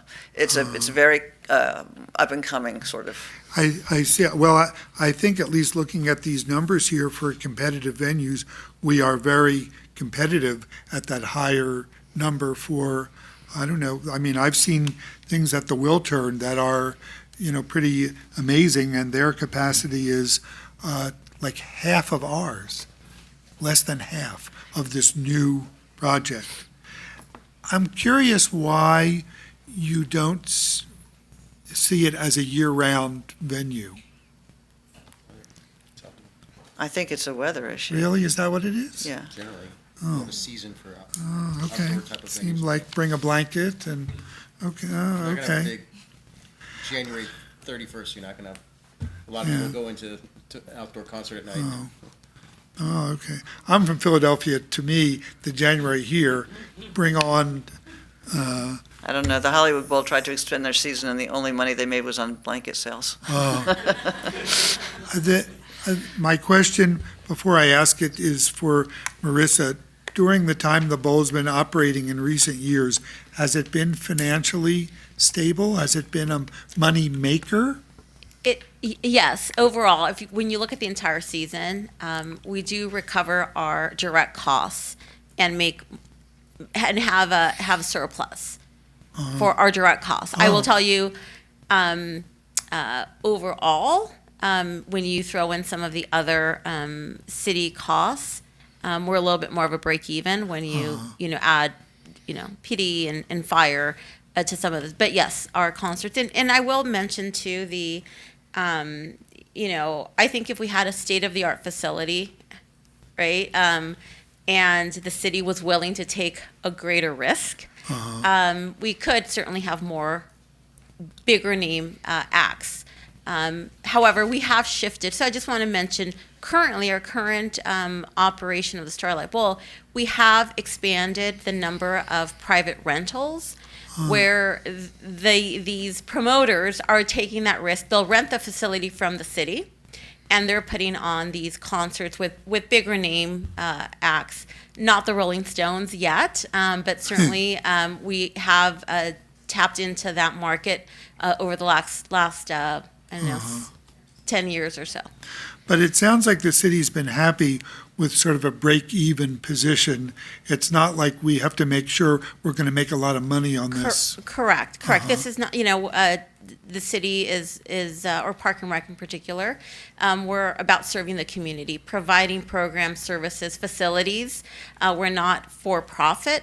Certainly, we want to be responsible to our taxpayer dollars and ensure that we're operating efficiently, and it's sustainable, where it's not, necessarily drawing too much of our general fund. So a break-even approach, having an amazing multi-million-dollar facility for the main stage, right? But then we also have the additional benefit of the smaller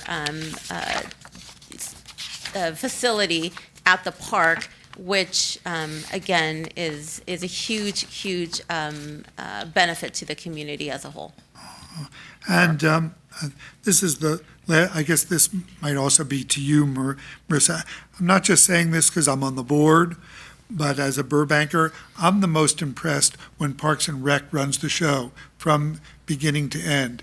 Don't you like that idea? Maybe adding a staff person, this is going to be a high-end position, as opposed to what they're looking at with sort of a hybrid.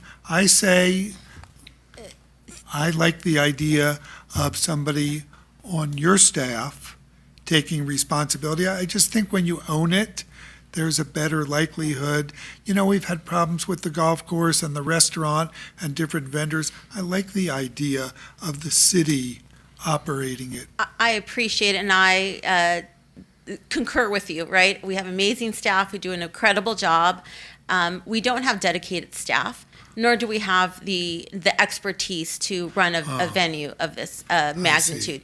So I will tell you that I appreciate it, and I agree. If we had unlimited funding and we can hire the perfect employees with the right experience to run a facility, of course that would be great for that control. However, as was mentioned, the DeBell Golf Course is a great example. We had multiple agreements, from leases to operating management, and we have, I believe, perfected that model now, where we have an entity that manages a golf course on behalf of the city, and we do have a staff person who oversees that contract. It's not their full-time primary job, but we're heavily involved in the management of that facility, and I foresee that similar model here. We absolutely will have involvement in managing and ensuring that they're doing this hybrid model, if that's the ultimate direction that council approves. But absolutely, it's not like we're gonna just let somebody take this. Well, you know what I mean. Absolutely. I think the perfect person for the job is sitting to my left, right there, ready to join the city staff and run the Starlight Bowl. And we have our opening act sitting right there in the back, Mr. Hawk. So we're done, right? Can we, let's open up to the board members and for questions too. Now, Ara? Yeah. Thank you. I have a couple comments and feedback, and then I have a question at the end, and I'll try to be as succinct as I can. So in terms of the forecast, what you guys have, I do have to disagree with my fellow board member about having staff run it. I think as soon as you said that, Aaron probably just went like this, but it is a major undertaking to do this. It's not their expertise. There's very, very well-run companies that do this, and this is what they should be doing. I think it's our job and the staff's job, and then to share with us to select the right operator to do it. But I would not recommend staff taking over that kind of role. That's a very specialized type of thing that needs to go into that, and the staff has, I think, bigger things to worry about. And obviously, they'll have a liaison that will work with the operator, but that's kind of what I would recommend. I like the extended time of May through October. I think that's the right time. It's still warm during those months, so any offers more programming to be had. In terms of programming,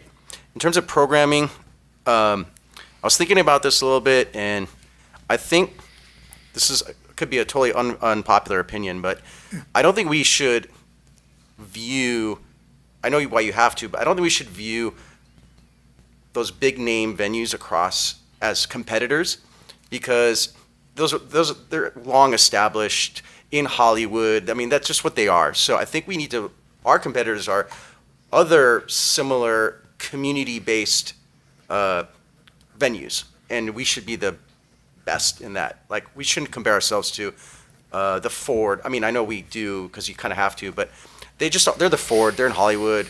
Greek theater is the Greek theater. We're not going to be the Greek theater. I mean, let's call a spade a spade. So let's just be the best community-based venue that's there and get the best acts that we can. And when I say best acts, like, look, nobody's expecting some of these big name people, but I think a good mix of community-based folks, the tribute bands do really well, and then, like, I went a couple of years ago and Oza Motley was there. I would call it original programming or original bands, like, get people like that, or have a name, a cachet, but they're not going to break the bank either in terms of, like, the profits and all that. So I think that's the model I'd go after. So I'd try to mix those three types of people in there. That way you can still get people that go there because it's affordable, it still gives quality programming, it's convenient for people, but it also gets a slightly bigger enough name that it attracts others as well. So that's kind of my thing. My question is, I don't know the rules on this because it's a city-owned, but this is the kind of world I work in. Can you sell naming rights to the Starlight Bowl? Like, so I hate to throw a name out there, but can it be the Disney Starlight Bowl, and then within the venue you can sell, like, the lawn area is a specific thing, the VIP area, like, so that's another revenue generating opportunity. I mean, I haven't seen many sponsorships there. Maybe I just haven't paid attention, but I mean, naming rights can get you pretty hefty revenue in. So those are my comments. Those are my questions. I have nothing else. Thank you. Any comment? Anybody else have any? Maisha? Sure. First of all, I wanted to thank you for the presentation. It was very helpful. We do appreciate it. I really appreciate the emphasis on community presence. That's something that we're known for, so I do want to thank you for including that. Highlighting revenue is certainly important in the way that we'll keep this running. I do appreciate the continued work to ask our community about affordability, because that will definitely be an important part of keeping it in Burbank. I do have two questions. One, it looks like we're increasing the boxes significantly. Did I read that correctly? Is there, in your studies and research, is there a need for more boxes? The VIP experience has become really singularly important to these kinds of venues. Yes, ma'am. Perfect. Thank you so much. And the second one, I know we're not there yet, but perhaps we've at least talked about it. Will there be any potential impact on staffing with this hybrid model? On city staff? Yes. I have to support Marissa's comment that where we see this most successful, and actually I'm going to use an example that answers another thing too. There's a very, very successful flat floor venue that has been built in Omaha, Nebraska, and it's called Old Forester's Paris Town Hall, and they only sell Old Forester's liquor in it. So they got a huge sponsorship and naming right out of that. It's run by the Symphony, and they hired one dedicated staff person, much like you have with the golf course, because you can't divorce yourself from that relationship. It's one thing to, you don't want to privatize the venue. What you want to do is hire an operator. And because it's been such a central part to this conversation, I'll just add, I've been taking a few notes, but one of the major benefits of having an outside operator is that they'll have the relationships with the content providers. So we're not saying go hire the same venue manager that could manage a school. You're going to hire an ASM or a Live Nation, not to provide content, open venue, but they're going to have those relationships, and that's how you're going to get the content. Because candidly, one of the only reasons that you're not getting that end of content now, because it's a very appealing venue and a very appealing venue size, is because of its condition. And it's very expensive to use because of its condition. And then they can't make their nut. They can't make their bottom line. And to clarify, I don't have any concerns with the outside operator. It seems to me, but I'm making an assumption that staff could be allocated to different positions with this new development, but I wanted to make sure I asked that question. I would just add, yes, so part of the model includes the city still doing the 7 concert series that we normally would do in the 4th of July. And so city staff, we are a small but mighty team that wear many hats. And so we would continue to kind of play that role with that summer programming aspect. If it's there, if it's at Stow, if it's at other venues, we would continue to offer. Perfect. Thank you so much. I wanted to thank you for clarifying that. I love the idea of having the 2 stages, and I think that'll help with the hybrid balance, so that's great. Question that I have for you is in terms of the plan for parking, some of the more ease of use venues that do it really well have like a shuttle drop off for Ubers and Lyfts, and they have their parking set up in a really organized way. So I know one of the pain points today with Starlight Bowl is the parking. What is the plan, or are we planning on modeling the parking and the shuttle drop off after the venues that are doing it really well? Are we studying that and looking into that? I'm going to toss this, but before I toss this, I just wanted to address Stowe Canyon in the second stage because I failed in my presentation to make a really important point. The model includes 12 uses of the Stowe Canyon stage as a front band, or you lost the word, now I've lost the word, opening act by local art organizations prior to the main stage use, so that we're also showcasing Burbank artists to the larger crowds that are coming through as well. And I think that's a really important part of the model, and I failed to mention that earlier. So now, who wants to deal with parking? I'll take it. Hey, good evening, members of the board. My name is John Boeri. I'm CEO of Stratoscope. We've been working closely with AMS and Lair and all the team members here. To answer your question around parking, while it is not yet solid answer for you. It's still in progress. There's another consultant that's expert in transportation and parking management that is part of this team that's actually recently just started their work because it all goes in phases. The plan is to address parking and the access to the venue in a concentrated way, just like you said, so that there is potentially shuttles, that there is potentially ways to allow parking to be not stacked, for some events, if possible. There is, in one of the concepts right now, is a reduction of parking on site to encourage the use of shuttles. And with models that we see around the region, whether it's the Metrolink station right now taking you to the Hollywood Bowl, or other activities where we actually have a number of models in the city about moving people by transit or by shuttle to a specific venue. And so that is part of the exploration and investigation of our traffic consultant that will be presenting back at some point in the very near future before we go much farther in this process. So critical question, and it is being investigated with those sort of parameters I just described. And will there be a rideshare drop-off area that's convenient? There will be. A focus of the design currently is a shuttle and rideshare, or like a Lyft and Uber drop-off area that really designs the space for the way people are getting around now, right? Because it's currently designed for how people were getting around 50 years ago, and so that'll be part of the redesign. Thank you. Okay, one more question. And I don't know how relevant is this to current discussion, but just for curiosity.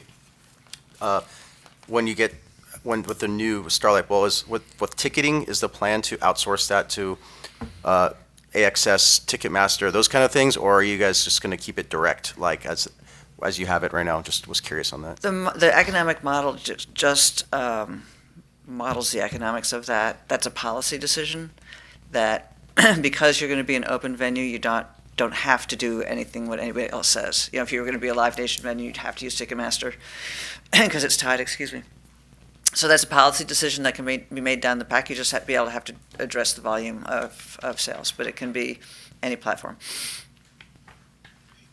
Any other question? Great presentation. Thank you so much. Our pleasure. Thank you for all for inviting being us. here.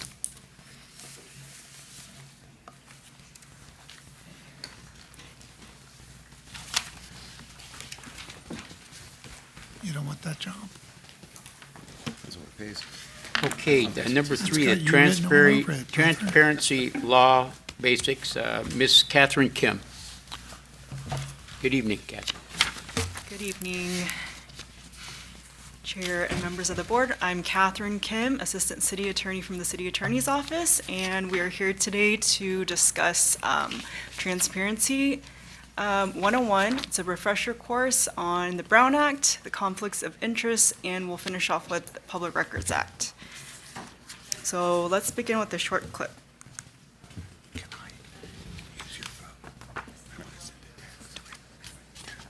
That's on. Why are all those cars parked at City Hall? Ay, caramba! Welcome to this secret meeting made possible by the fake disaster drill. And now for the reason we are here. The results are in. This town has voted unanimously to get rid of Springfield's unending nightmare, The Simpsons. No! Okay, so this clip summarizes the purpose of the Brown Act. They're improperly holding a secret meeting without giving the Simpsons proper notice. And the purpose of the meeting was to decide on something that affected the Simpsons' rights. So the general rule for the Brown Act is that all meetings of a legislative body must be open and public. So what exactly is a meeting? A meeting includes any gathering of a majority of the members of the board. So for the Parks and Recreation Board, that would be at least 3 out of 5 members at the same time and location. So we're gathered here in the council chambers. During the pandemic, it was done remotely, so it could also be teleconferencing. And later on in the presentation, we'll discuss some other scenarios where it could be considered a meeting where you're gathered at the same time and location. And it's to here discuss, deliberate, or take action upon any item which is within its subject matter jurisdiction. So the main thing is that the public should be able to participate if you're trying to make a decision that affects the public. So we'll go over some of the subject matter jurisdiction that's under the Burbank Municipal Code. So this is verbatim from what's listed, but I'll quickly try to go over the 6 items. 1, it's to initiate studies, investigations, and studies in the general field of parks and recreation, and to report its findings and recommendations to council.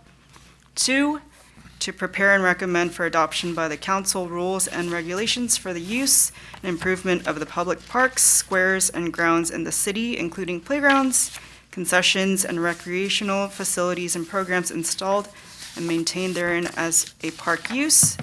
3, to recommend to the council the acquisition of park sites by the city.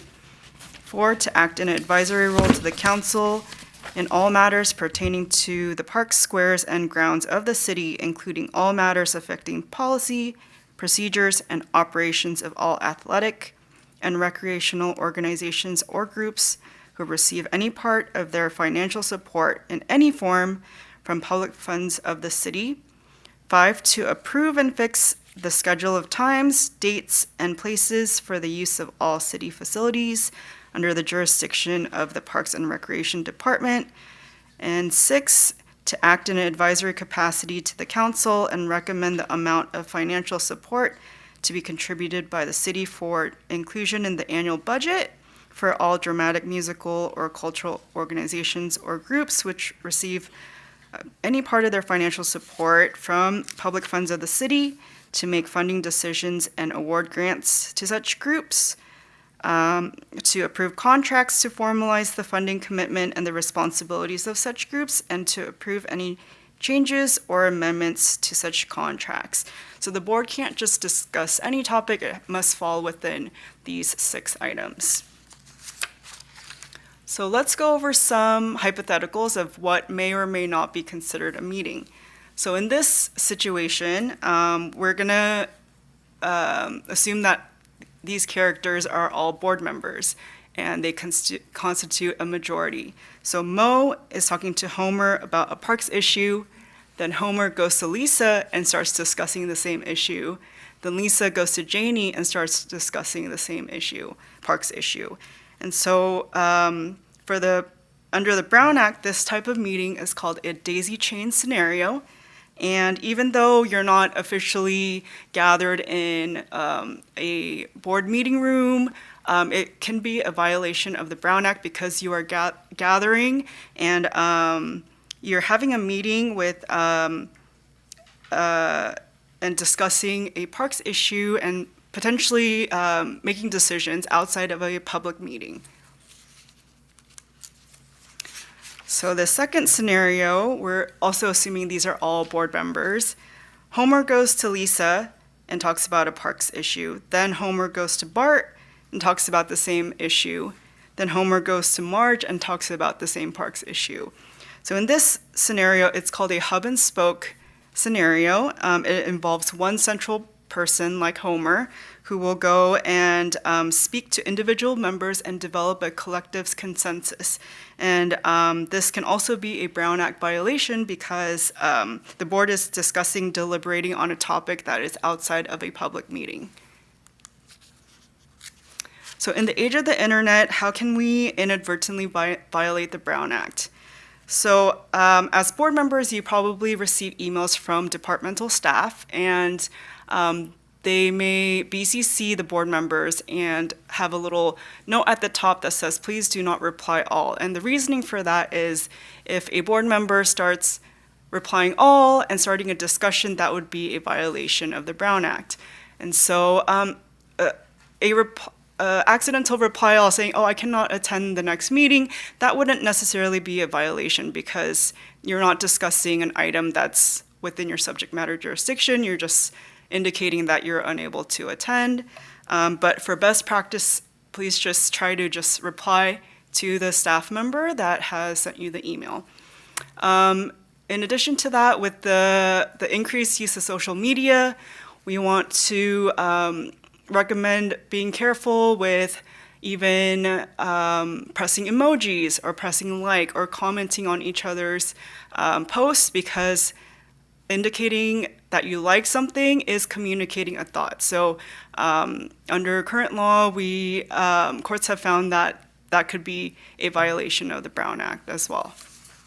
Is that only for things related to the city? Like, could you post something about the Dodgers and I like it as a... Yeah, so if it's within your subject matter jurisdiction, within the 6 topics that were on the previous slide, that's where we need to be careful.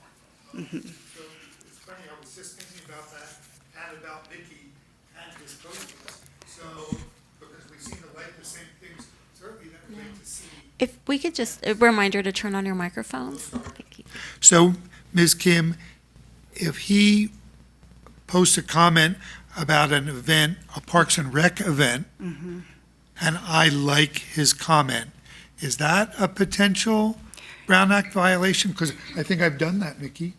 Yeah, as best practice, we want to try to avoid wanting to comment or do emojis, because that could be viewed as an opinion or a thought or reaching a decision on a certain topic. So for best practice, we would recommend that you refrain from, making comments and clicking the like button, things like that. You mean if there was an event and we thought it was wonderful and I shared that, that's a violation? That if a majority of board members deliberate or discuss a topic, that could be a violation. So it really is a case by case basis, but yeah, there's just best practices. And can I ask a clarifying question? Yes. So, actually, I'm just going to give a clarifying scenario. Maybe that you can clarify this for me. So, if the city were to post, congratulations, Parks and Recreation for Parks and Recreation Month, and we all liked it, is that a potential Brown Act violation now? I think it really depends on the scenario. Let's say the city is trying to move forward with a certain event, or let's say a site acquisition, and if all the board members clicked in a certain emoji, then it could possibly be a violation. Okay. So I know I put you in a difficult position to answer that. It really depends. It's very unique. Yeah, it can be great. I've I probably violated that a million No. times. Because, you know, I'm one for like, if it's on, great job, you know, we're on, what a great Starlight Bowl season. And so, and everybody else, you know, chimes in. And that's a violation. It really depends. I know that, you know, as public officials, you're very passionate about, you know, what's going on in the city. And so, yeah, I guess maybe just take a step back and just see what you're representing as, you know, a resident, but also you're also a public official. So, Okay. yeah.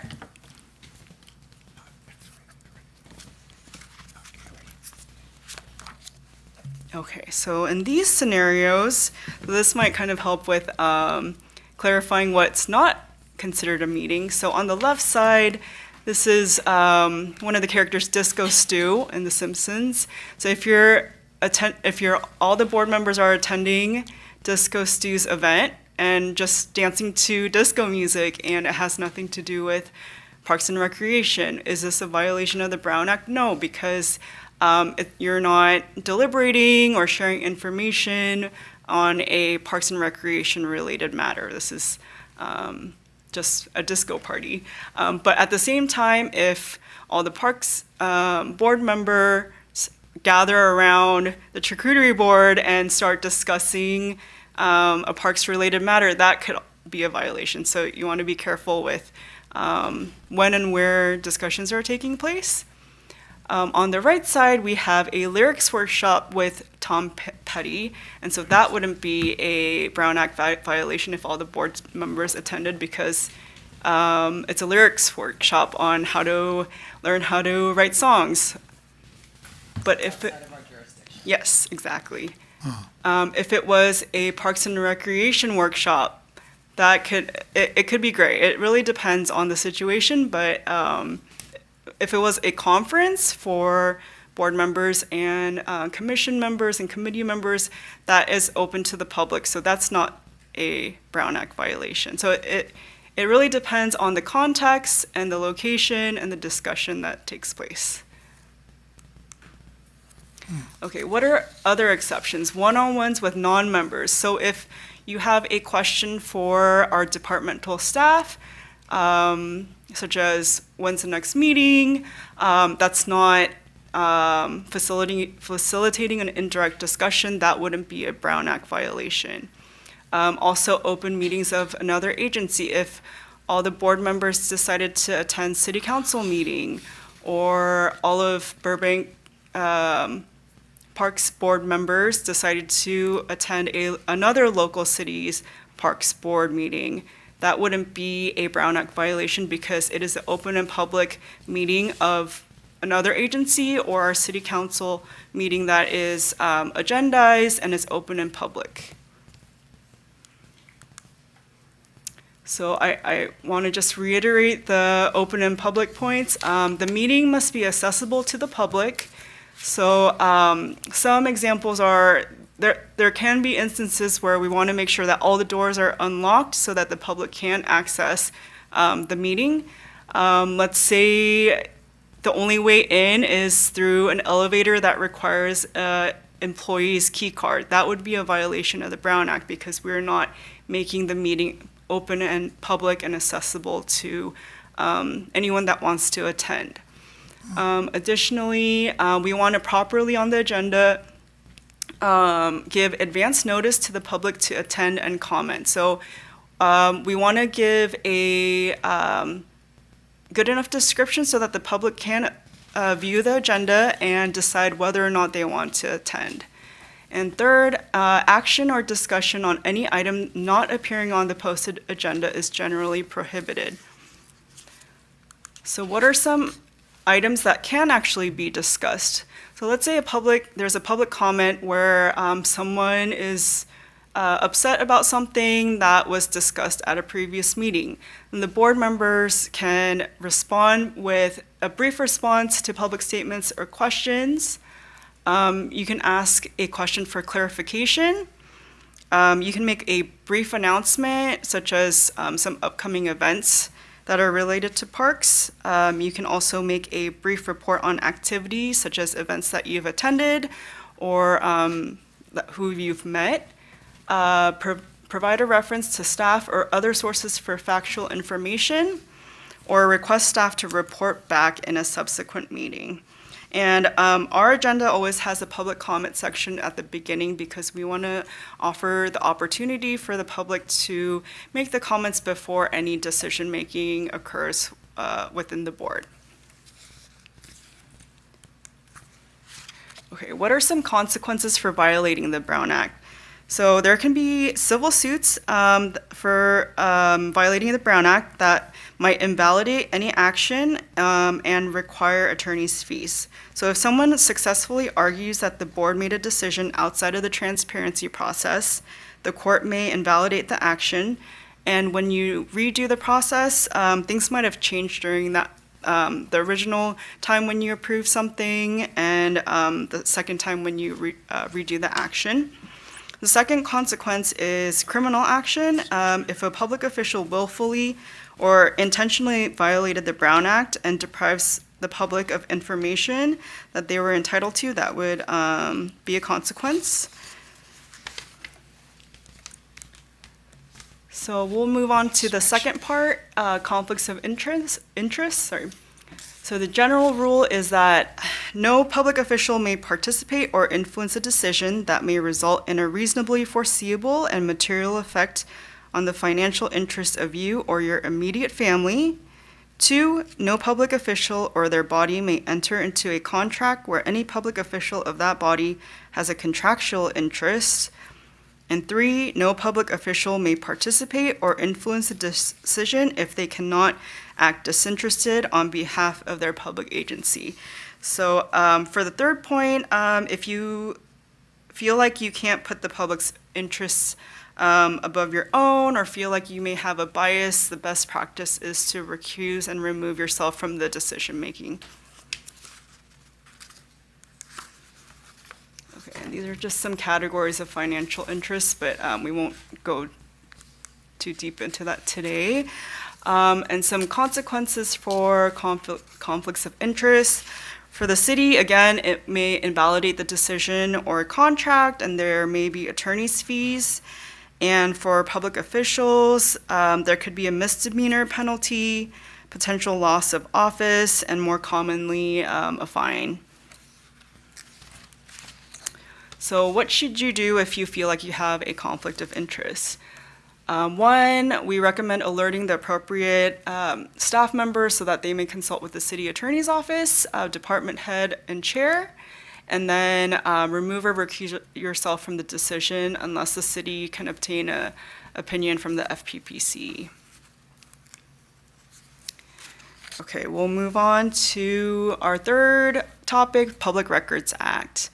The purpose is access to information concerning the conduct of the people's business is a fundamental and necessary right of every person in this state.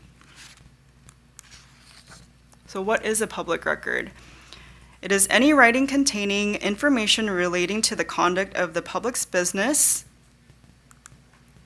prepared, owned, used, or retained by any state or local agency, and regardless of the physical form or characteristics. So this can be hard copies, emails, videos, text messages, etc. So the general rule is that the public records are open to inspection at all times during office hours of a state or local agency, and every person has a right to inspect any public record unless there's an exception that applies. So what about personal emails and text messages? So if the city receives a request for all board members and commission members' emails and text messages, are these records subject to disclosure? And the answer is yes, if the emails or text messages are related to city business. The city, including the board and commission members, must make a reasonable effort to timely search for and locate the responsive records.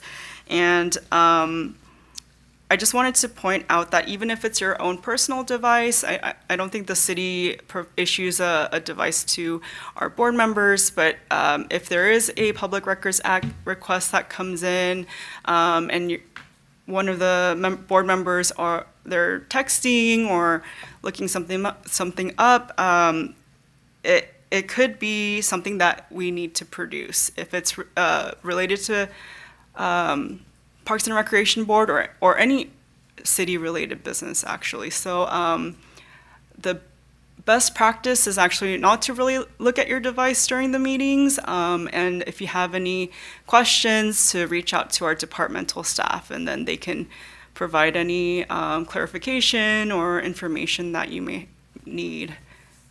And that concludes our Transparency 101 refresher.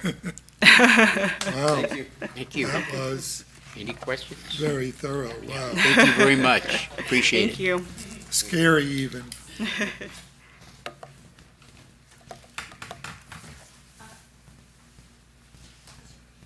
Should we continue to use our Brown Act books that we've been given in the past, or we use the same one? Yes, I believe departmental staff has received booklets. If not, then our office will be sure to get those over to staff and have those distributed. Thank you so much. Thank you. Thanks again. Thank you. Okay. Number 4 on the agenda, facility tour proposal, meeting date and locations. Ms. Megan Wilkie.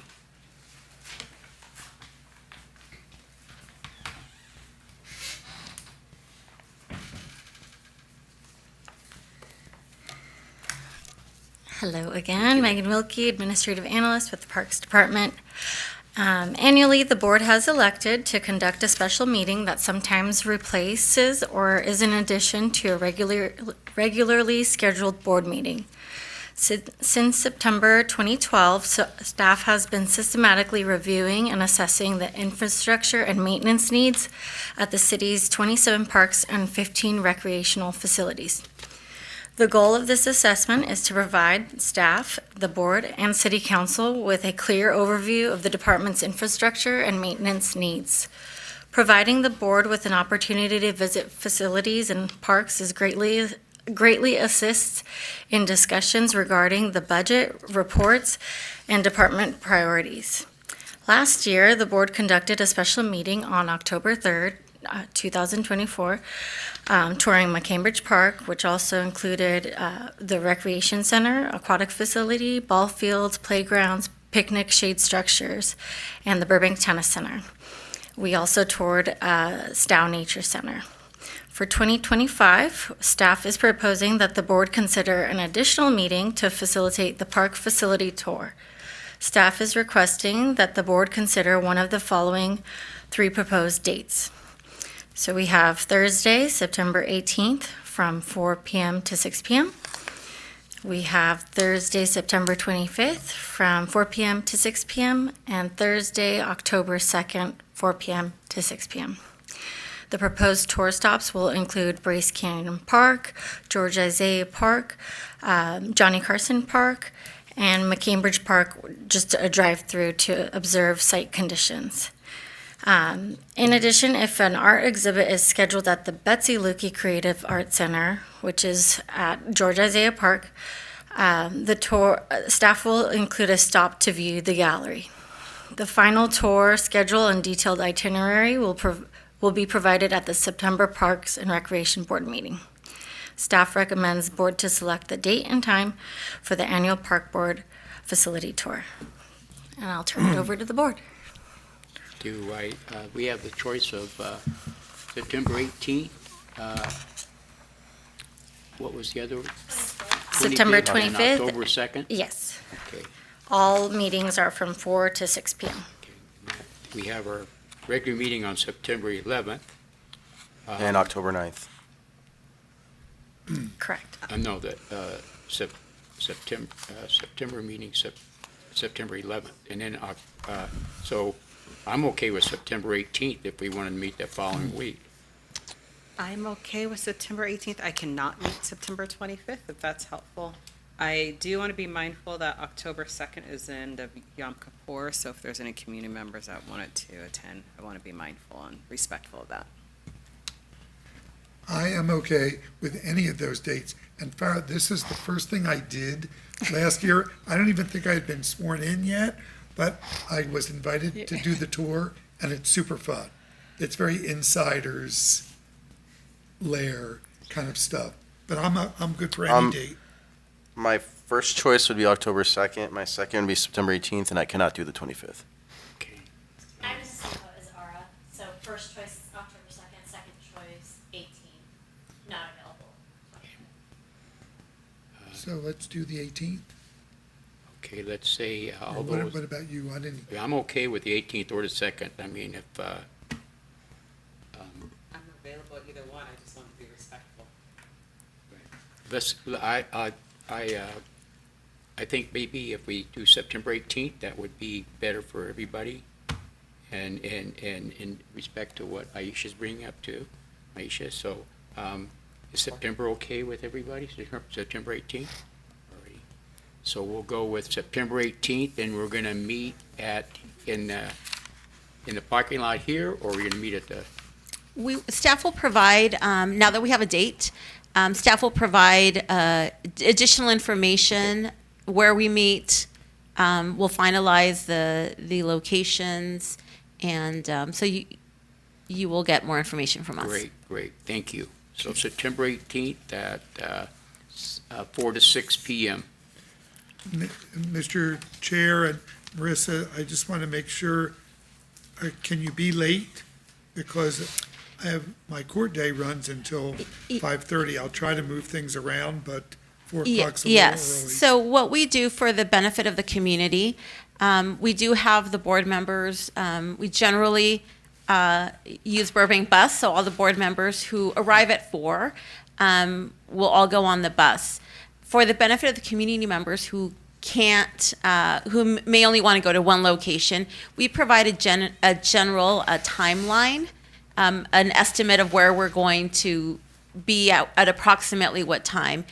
For example, if we go to 3 different park locations or facilities, we will time it, and we will keep you on, keep ourselves on schedule so that we hit the next location at about the time we post, so that if community members meet us there, we're there at approximately time. So to answer your question, Board Member Brody, yes, if you cannot be here at 4 o'clock, we can be in touch, and you can meet us at the next location. You can certainly leave your vehicle there and jump on the bus, or just follow us in your vehicle. I'm going to try. Yes. Now that we have the date, I'm Great. going to try to maybe give my afternoon calendar to another judge, but okay, great. Okay, thank you. Let's see, next item,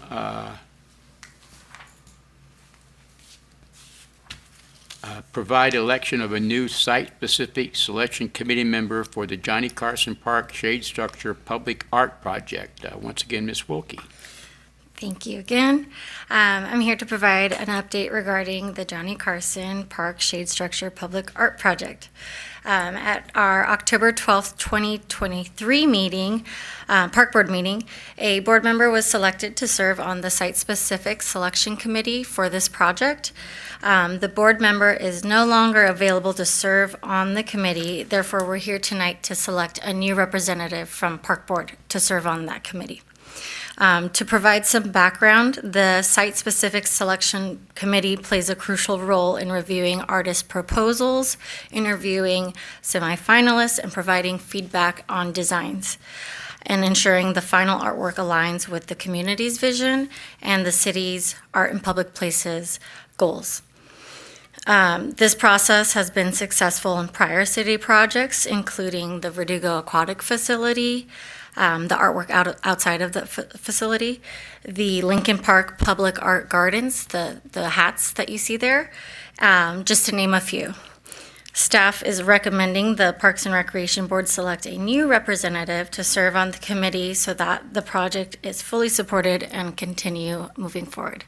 So I'll turn it over to the board to see who would like to serve. Do I have any interest? I served on the art work outside of the Verdugo Aquatic Facility, and that was a wonderful experience. So I encourage my colleagues on the board, if you are interested, it's a very, very rewarding thing to do, and you'll drive by that and see you had a part in it. It's kind of a nice thing. So. And to provide some background for this project, there are going to be 2 rounds of review. Right now, we're in the middle of reviewing some proposals, so you'll be reviewing those online at your own time, but we will be giving you deadline dates, and then there'll be another review process, just so you know the time commitment. I don't know your schedule or your availability, but I feel like I think Maisha would be really good at this if you are available. But I don't want to put you on the spot, but I think, I don't know, I feel like you have a creative mind. I feel like you look at it very fair, and I don't know, I think it's something you would enjoy, so. One more thing. I have to echo the chair. I was very closely involved in the HATS project with Marissa, and it was very rewarding to shepherd that through. Yes, that's got you written all over it, Maisha, if you're up for it. This is one more thing, ugh. It is, but when I looked at this, my eyes lit up. Yeah. And it does have my name on it, and I really appreciate the nomination. I'm really excited about it, and I would love to support it. Awesome. Thank you. Then, Well, there we have so it, be Chair. it then. Maisha will be the park board representative. Perfect. Is Can we that get- okay with everybody? Yeah. Okay, thank you. And you can we all. get a second from somebody? I'll second that Thank you. nomination, yeah. For record, thank All those you. in favor? Aye. Aye. Thank you. Thank you. My parliamentary procedure is sometimes a little iffy, so thanks for the correction. Okay. Update on city council action regarding boards, commissions, and committees. Miss Marissa Garcia. Good evening, again, Chair DePaul and board members. First, I just want to mention that there may have been an error. I just want to clarify in case there's some confusion on the dais. The agenda that you may have received may have had some duplicate agenda items. So I just want to make sure that there's only one. If you see 2 of agenda items, just want to make sure that you know that there's only one. So I should have clarified that earlier. Again, good evening. Tonight I'm providing the board informational update on a recent city council action regarding boards, commissions, and committees, also referred to as BCCs, that impact our department, Parks and Recreation advisory bodies such as yourselves. On July 29th, the city council introduced an ordinance that amends and restates parts of the Burbank Municipal Code as they relate to the BCCs. This follows direction that was previously received by council in February, discussing topics such as the composition of these BCCs, attendance standards, term limits, and other governance practices. Just to share with this board, there are 7 BCCs that fall under Parks and Recreation. They include Parks and Recreation Board, Art and Public Places Committee, Burbank Cultural Arts Commission, our Senior Board, Youth Board, and Burbank Athletic Federation is, as most of you know, it's appointed by the board, and they still have to follow Brown Act and some of these expectations. So some of the, just kind of touch on some of the changes that were introduced by the council.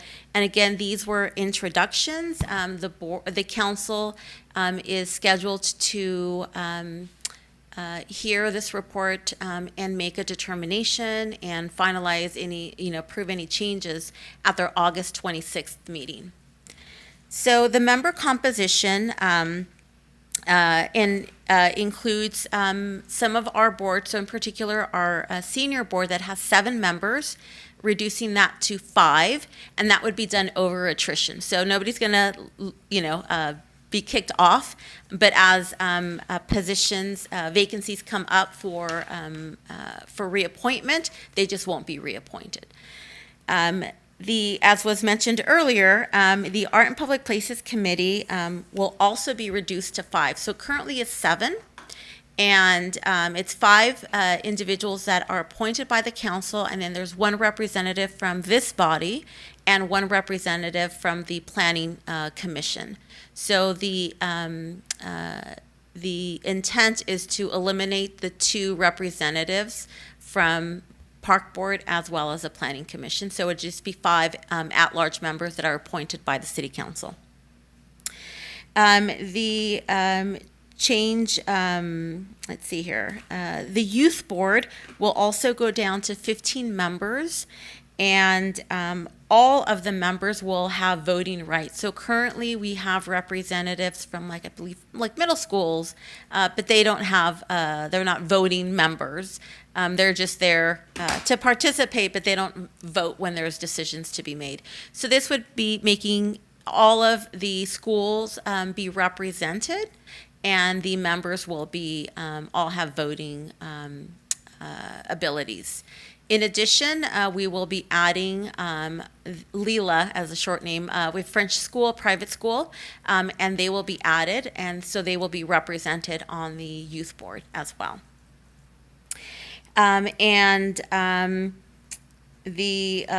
Just for reference, the Cultural Arts Commission will stay at their 9. The plan is not to reduce those to 5. And the Burbank Athletic Federation will remain unchanged in terms of the composition. Attendance rules will be modified. So currently it's a little bit complicated with the attendance. It's like you can't miss like 3 meetings in a row or more than 75%. And so really this just kind of cleans it up. And essentially the attendance will be tracked on an annual basis, so beginning August 1st through July. If an individual misses, and this is across all boards, if an individual misses 2 meetings, they'll get a letter letting them know that if you miss 3 meetings, the city council will review your attendance and determine whether to remove you or keep you on that BCC. And if there are 4 meetings missed, the individual is automatically removed from that BCC. Meeting time management. So ironically, our meeting today has gone a little bit longer than typical. But to be respectful of our volunteers, all of you who are serving on our BCCs, and make sure that business is handled as efficiently as possible, we will be, all of our BCCs will be on a 2-hour. So we don't want to go over 2 hours for our meetings. However, we understand that there are going to be occasions when it's, very meaty topics like this evening we've had thus far that have to be done. And so if a meeting does go past 2 hours, we'll just, check in. Staff will remind the chair and collectively decide whether to continue and complete the agenda or move some agenda items to the next meeting. Some other updates to BCCs. All of our members no longer have to be registered voters. Currently, the code requires members to be registered voters. However, another change is that they have to live in Burbank. So we have a few BCCs that allow for 1 or 2 individuals to be non-residents, and that is being eliminated. Also, term limits. This will be effective again if this is approved, effective. The clock will start August 1st of 2026, where members will be limited to 12 consecutive years on the same board. So if we have individuals here who are on the board for 3 terms, right, 3 4-year terms, that's 12 years, you won't be able to be reappointed for a 4th consecutive term, but you can certainly take a break, take a year off, or apply for another BCC. That doesn't prohibit individuals from taking a break from the board and coming back to Park Board, as an example, or going from Park Board to Senior Board, or Cultural Arts Commission or Sustainable Commission, so that's just some of the other updates. There are some also administrative updates, which we haven't done for this body, is we will now be required to, at the beginning of each year, so we have it scheduled for September meeting, because our meeting today was very meaty, will be to talk about goals of this body. A lot of our other boards and commissions and committees do go over annually, come up with their goals and objectives for that year. So we will be, something new for this body, we'll be going over what the goals are, and the goals need to align with city council goals.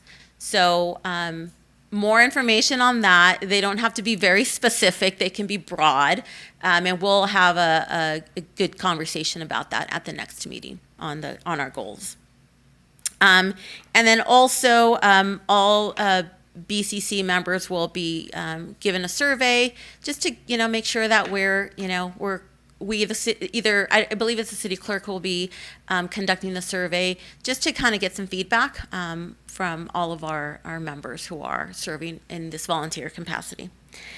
So again, just looking ahead, these items will be discussed at the August 26th meeting. Additionally, in July, and actually in February, the council has asked us or has directed us to consolidate our Art and Public Places Committee and our Burbank Cultural Arts Commission. So staff will be looking at that. It would still remain under Parks and Recreation. And so we will be working with a consultant who will help us. Separately, both of these BCCs provide valuable,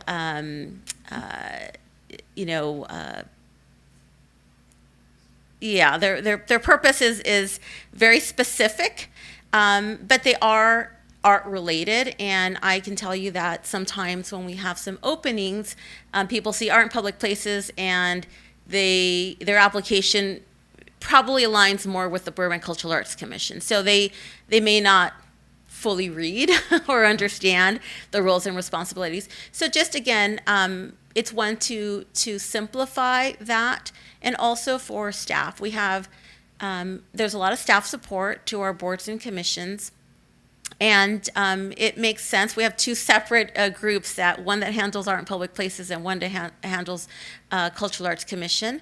We are in the process of developing a position that would be a supervisor for cultural affairs. So we're really trying to, centralize all of our cultural arts, our cultural affairs, our arts programs into one. We will be sharing information as the board, if the board wishes, but the intent is to basically, one is not going to take on the responsibilities of others. We're basically going to eliminate each of those and come up with a new body that will have very specific roles and responsibilities that will assume the current responsibilities of each. So that's the plan. We will be, our hope is to get a consultant on board, help us do some research, and then bring that back to council. So that will take a little bit of time. And I believe that concludes my report with all of the changes that are being proposed for our boards, commissions, and committees. Happy to answer any questions. Thanks, Marissa. It was hard to figure out exactly what was going on, but now I see. So just to be clear, the position that I just got tonight as the Parks and Rec member Liaison. for Art in Public Places, that is one of the things that they're talking about eliminating. Correct. For the current Art in Public Places committee. Once we Right. form a new one, that we will look at, is it important? Is there value in having a representative from the park board? You know what I mean? And can you remind me, Marissa, I mean, I was on that committee with you for 4 years, maybe 8 years, and I don't ever remember a Parks Board person being there. I just remember it being our 5 or 7 committee members. In the past, did a Parks Board person? Yes. Oh. I'm trying to think who that was. Yeah, it was a while ago. I know this was a long time ago, Yes. but now, when I was on Art in Public Places, we had very strong feelings about not wanting to be with the Arts Commission because our funds have such a very specific in our code, and we had all the money and they wanted it. And because their goals were so much broader than ours, we really appreciated the fact that we had that committee looking for durable, permanent art. Have we moved away from that No. kind of thinking? No. So our public places fund, per the code, it is still restricted. Those funds are still restricted. There is no plan or intent to repurpose that fund or make a recommendation for the funding that is by law. We can't do that. And Cultural Arts Commission has certainly evolved. They are, they develop partnerships. They have funding. And so they're very sustainable. And there is a nice partnership between the two currently for the utility box program, the beautification, where we're able to make that nexus. And if there are other opportunities to do that, certainly we will do that. But I know a number of years ago there was a desire by individuals to merge the two, primarily because of the funding, and that is not the purpose of this. The purpose of this is to really have one cohesive, comprehensive board that's going to, everything that has to do with arts and cultural affairs and will be under this board. So it's really, we've moved away from some of the, ulterior motives and really focusing on what's important, which is expanding our arts in our city. Okay, because you and I was with them. We started that utility box project, and I think that was the first time we worked with them, proving to ourselves that they were permanent. But okay, well, you seem to be confident that it's not going to detract from. I guess I'm loyal to that, having been on it for so long. Correct. And we're very passionate about the arts, and we want to make sure that we're doing the right thing for our community by merging the responsibility of moving the art forward, but in a different way. Okay. All right. Thanks. Okay. Any other things? Okay. Moving on to the number 8 on the agenda, consideration of board member attendance, and Miss Megan Wilkie. Actually, there's one item, which is 7, which is sorry about that. Which it kind of follows my previous report, which is the expectations, the City Council's expectations of our boards, commissions, and committees, our BCCs, which is a very brief staff report, and we've attached the expectations. I know this was just recently updated, and our board members who were appointed this last round were given these BCCs and asked to sign them, and that's something that will be being done moving forward. But the expectations, I can certainly go over them, but I don't have any. I don't say concerns, but I think this board has always been so great to work with, and I don't, foresee any challenges. But the expectations, just briefly, are, making sure that, personal agendas are put to aside. This is really, serving as making decisions that are in the best interest of the Burbank community. The chair is everybody's very respectful of the chair on this body, which is great. And staff will be working with the chair, but certainly, this is not always the case at all of our BCCs, where maybe some board members go out of line. And so this just kind of reinforces the role of the chair. Again, refraining from making comments that are divisive or unnecessary. Decisions don't have to be unanimous. We want to make sure that each one of you share your thoughts, your opinions, your concerns, and at the end of the day, if it isn't a unanimous decision, that's okay. We just want to make sure that council and staff obviously wants to make sure that everybody's just respectful and you listen to one another and just respect the viewing opinions. We also, you got an update on the Brown Act, so this is just making sure that you follow the Brown Act. And if you happen to attend another, if you go to city council, right, to speak, you're absolutely welcome to speak, but certainly you're speaking on behalf of yourself as an individual and you're not representing the board unless it's a decision by the board that, there might be a subject matter that's very important to this body. You have a discussion and the decision is made to have the chair or have a couple of individuals go to city council. So, yes. A good example of that would be, let's say, the renaming or the naming of the new aquatic facility Correct. for Dewey Krugerberg. If I went and spoke on it, that would be an appropriate thing to do. I'd be representing myself or the board. You would be representing yourself and certainly as a board, as a member of the board, but the board's recommendation will be in the staff report, will be included in the staff report. But when you go and you speak, you could certainly introduce yourself as the chair now of the Parks and Recreation Board, but you're speaking on behalf of yourself and you're there to support this action. Yes, certainly. If there's any biases or conflicts of interest, just making sure that if you're not sure, let us know. We're happy to work with you, work with our city attorney's office. I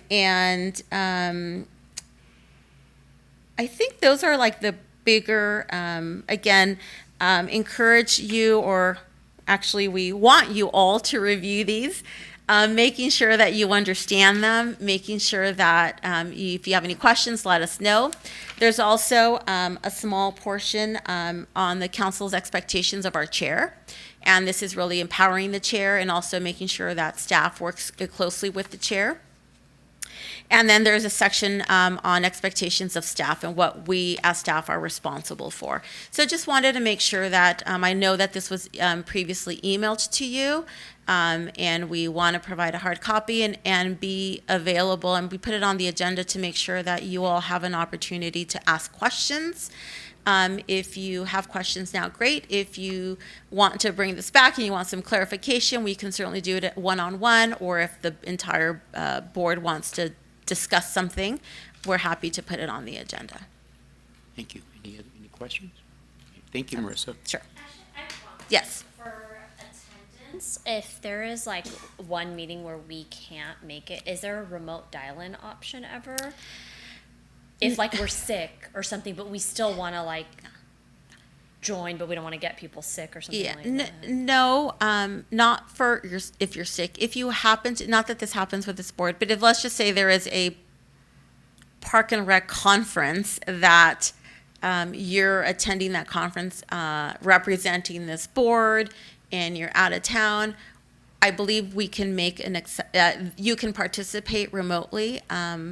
But that rarely happens, and nobody from this board has ever gone. And for most of our boards, commissions, and committees, the attendance, I have to look at the wording very closely, but I believe it's for regularly scheduled meetings. So if we happen to have a special meeting, that would not be included. And if you happen to, so for example, this tour, right? Mm-hmm. When you all signed up for a park board, you knew it's the second Thursday of the month, and you know that second Thursday of the month is a date that if you try not to miss it. Where the tour is something, it's a special meeting. And so we understand that perhaps, you can't make it because it's not, everybody has kids and families and work and other obligations. And so a special meeting would not be counted. Or if there's like a subcommittee, those would not be counted towards the absences. Thank you. Sure. Okay, moving on to number 8, consideration of board member attendance. Ms. Megan Wilkie. Good evening once more. Megan Wilkie, Parks Department. The item before you is for the board to discuss board member Maisha Gamino's board meeting attendance and make a recommendation to City Council pursuant Burbank Municipal Code, or the BMC, 2-1-403.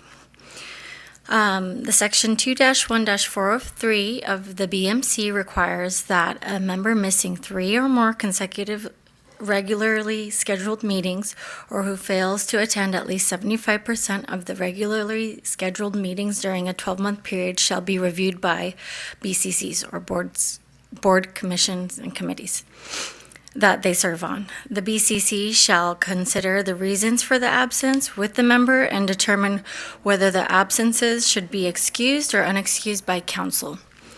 The report and recommendation shall be transmitted to City Clerk, who shall agendize the matter for council consideration. Council will then take appropriate action, including but not limited to excusing the absences, removing the member, or such or other actions as council deems appropriate. Based on the annual attendance report, board member Gamino did not attend the last 75% of the regularly scheduled meetings in the 12-month period from August 1st, 2024 to July 31st, 2025. In accordance with the BMC, the board is now required to review the matter and determine the absences, should the absence be excused or unexcused. These absences were due to work-life commitments and obligations that we understand would conflict with the meetings. Staff believes board member Gamino continues to add tremendous value to the board. However, the board may discuss and make recommendation for consideration to council. So I will turn it over to the board. I'll just say I've known Maisha for 4 years now, 4 years, and she's exemplary in everything that she does. She adds, great perspective on things here. I know the last year was challenging for her in her personal life. I know prior to that she was always super engaged with everything that's going on, and unfortunately, life happens, and there's just things that are unforeseen and unfortunately that take priority over what we're doing here. Not to say what we're not doing here is important, but there are more important things like family and other obligations that just take precedent, are more or priorities over what we're doing here. So, in my opinion, and my recommendation to City Council would be that these are excused absences. This is not an indication of her disinterest or disengagement, but life circumstances. Let's excuse them. Hopefully life is getting better, things will be fine, and we move forward, and she'll continue to be a great board member. Well, hard to improve on what Ara said. That's all true, of course, and it's a coincidence that I used a point earlier in this meeting to say how impactful Maisha's chairmanship was for me as somebody interested in this board. I think she's awesome, and I don't think we need to get into specifics. I know she's had some personal issues over the past year that would take precedence probably for any of us. So I would second Ara's feeling that we recommend to council that the absences be excused so that she can continue to be such a valuable member of our board. Yes, and I echo my colleagues' comments. Maisha's been great board member, and she's very interested, very professional. She's always engaged, And I think there's no, these absences should be excused because family comes first, no matter what. We all know that. So I wish Maisha the very best, and I hope her things get better. And but by all means, I think the absence should be excused. That would be, is that our recommendation, what we send on to council? Yes. Do we have to make a motion on that? I have a real quick question. Sorry. If we all say it's excused and it goes to council and they look at it as excused, does that automatically make them go, okay, we get it, excused, good to go? Or can they still make a decision on their own, regardless of it being excused or unexcused? Correct. So this board will make a recommendation. I was taking notes and making sure I'm capturing all the words. And a letter will be prepared from the chair summarizing the decision of this body. It still has to go to the city council, and they will consider that, but ultimately their decision is the final decision. So obviously your input is very important. And I think Board Member Gamillo might want to say a few words. Yes. First, I want to thank you. You guys, you all made me cry. Thank you so much. I really appreciate your respect of my privacy also. I did notice that you all did that, and I want to thank you. I think for public record, it would be appropriate to share a little bit more detail. And so if you don't mind, I'd just love to share a brief statement. Thank you for this opportunity. I want to acknowledge and affirm my commitment to our city. The past year was the most difficult of my life. Among the challenges, my spouse suffered and thankfully survived a sudden cardiac arrest at the age of 44. My focus turned to his care and supporting our children during that traumatic time. I take this responsibility seriously. As board member and commissioner for the past 10 years, on 2 different BCCs, I continue to believe this work is meaningful. It was never my intent, nor my desire to diminish my participation. Thankfully, our family stability has improved, and as a result, I've been able to participate more consistently. During this difficult time, I've been grateful for grace and the support of family, friends, and community members like you all. Likewise, our parks have become a place of refuge for me, where I find peace and I sought healing and enjoyed time with my family, including our dog. Birding has now become a near daily ritual, as some of you know, that I share with my husband. And we even log our sightings into the various local avian species in Cornell's eBird project, which supports conservation. It's a small but meaningful way to give back and spend time in our parks. I respect the process ahead, and I really do apologize for putting you guys in this position. I'm just so grateful to be here, and I never wanted to be an agenda item. Public service is a calling. It's my calling. And as I've said, or as it's been said, I should say, it's more blessed to give than to receive. I firmly believe that. I hope to continue to serve in partnership with you all and with the same reliability that I've shown in the past. And I thank you for your consideration and continued service, all of you, for your continued service of our city. Thank you. Well said, Maisha. Thank you. Thank you.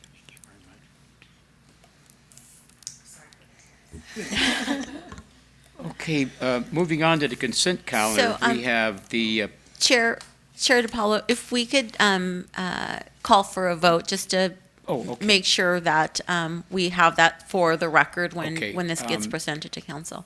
for call for the vote to send our recommendation to City Council To excuse. the absences. All those in favor? Aye. Opposed? Motion carries. Thank you, Marissa.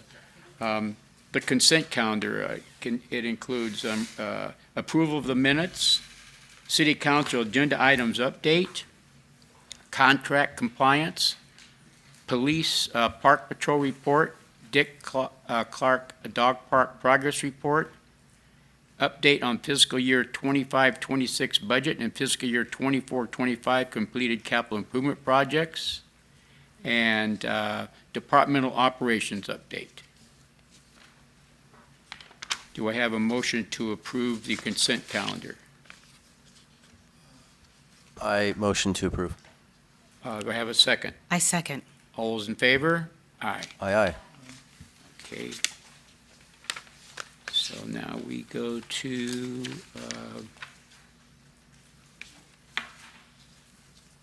where am I here?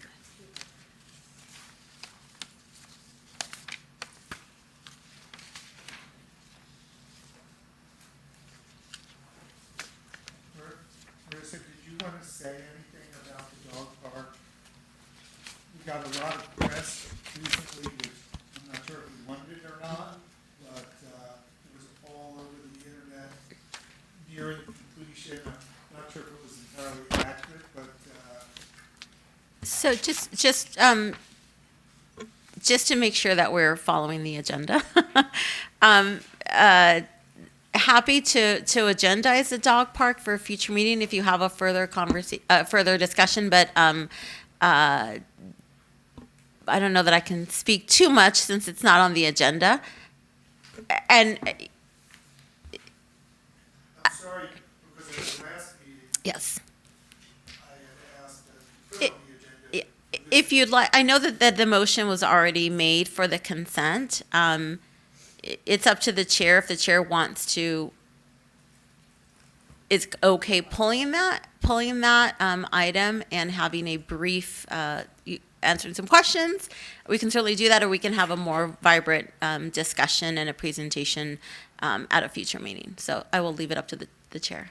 Well, I think we should do this at a future meeting, you know. We've ran, you know, we had a pretty big agenda tonight, so I think we've ran a little longer.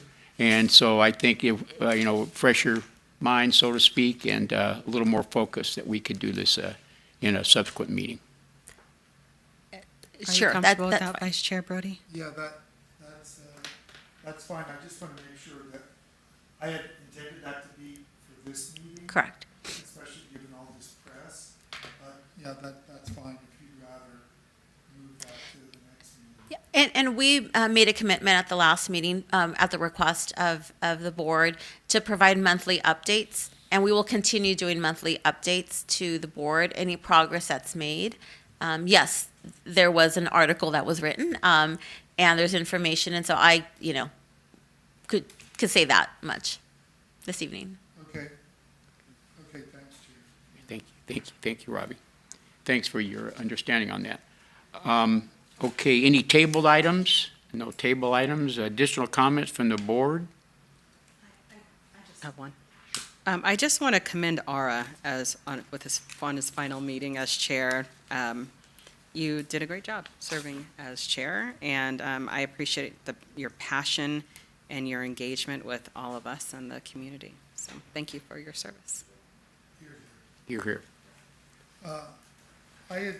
Is this when we would talk about something we want to address at a future meeting? Yes, that's the next one. Introduction of new agenda items. Well, you go first. I wanted to not introduce, but if we can get an update, because I've been getting hounded by the pickleball community about what is going on, because it was brought up, 2 years ago now, and yes, we had some stuff at Luther, but everyone's saying, is there going to happen at Maxim, or what's happening at George Isaiah? Just would love to get at some point an update on what are the next steps. Are we 5 years down the line? What's happening here in the near future? Because people are starting to run out of space, and and also the maintenance of Maxim needs some improvement. So just love to get, I know Diego's not here, but would love to get an update on what the outlook is, what's the timeline of when we're going to expect changes, more courts, improvement of current courts, et cetera, et cetera. So thank you. Okay. And Marissa, I'm not even sure if this needs to be an agenda item, but you know, I've really come to love the art gallery, and you and I seem to find ourselves at every opening, and I would like to have a my idea is to have a certificate, kind of like the ones we gave out today, for the artists. I've only seen that happen once because the mayor was there, but I don't know if we want to agendize maybe ways to better honor the artists, maybe a certificate signed by you and the mayor. You could give it, Erin could give it, I could give it, or any other board member. Just take one, but I just think that would be a nice thing to do that we're not doing for the artists that we honor. So I don't know, is that something to put on the agenda or just to talk about with Erin or? Sorry. I could either bring it back as like a report, as a director's update. We'll talk to staff and see the feasibility of that suggestion. And if it's something that needs more of a vibrant discussion, we'll put it on the agenda. Otherwise, we can take that consideration and just give the board an update. Yeah, just my, I think I've been every single month since I've been on the board, and so have you, and sometimes we don't do anything, and then it's kind of, okay, great. Thank you. Let me know. Sure. Okay, any other board member comments? Okay, that being, we'll call for the adjournment. Our next meeting is Thursday, September 11th. Everybody have a great month. Be well. We'll see you next month.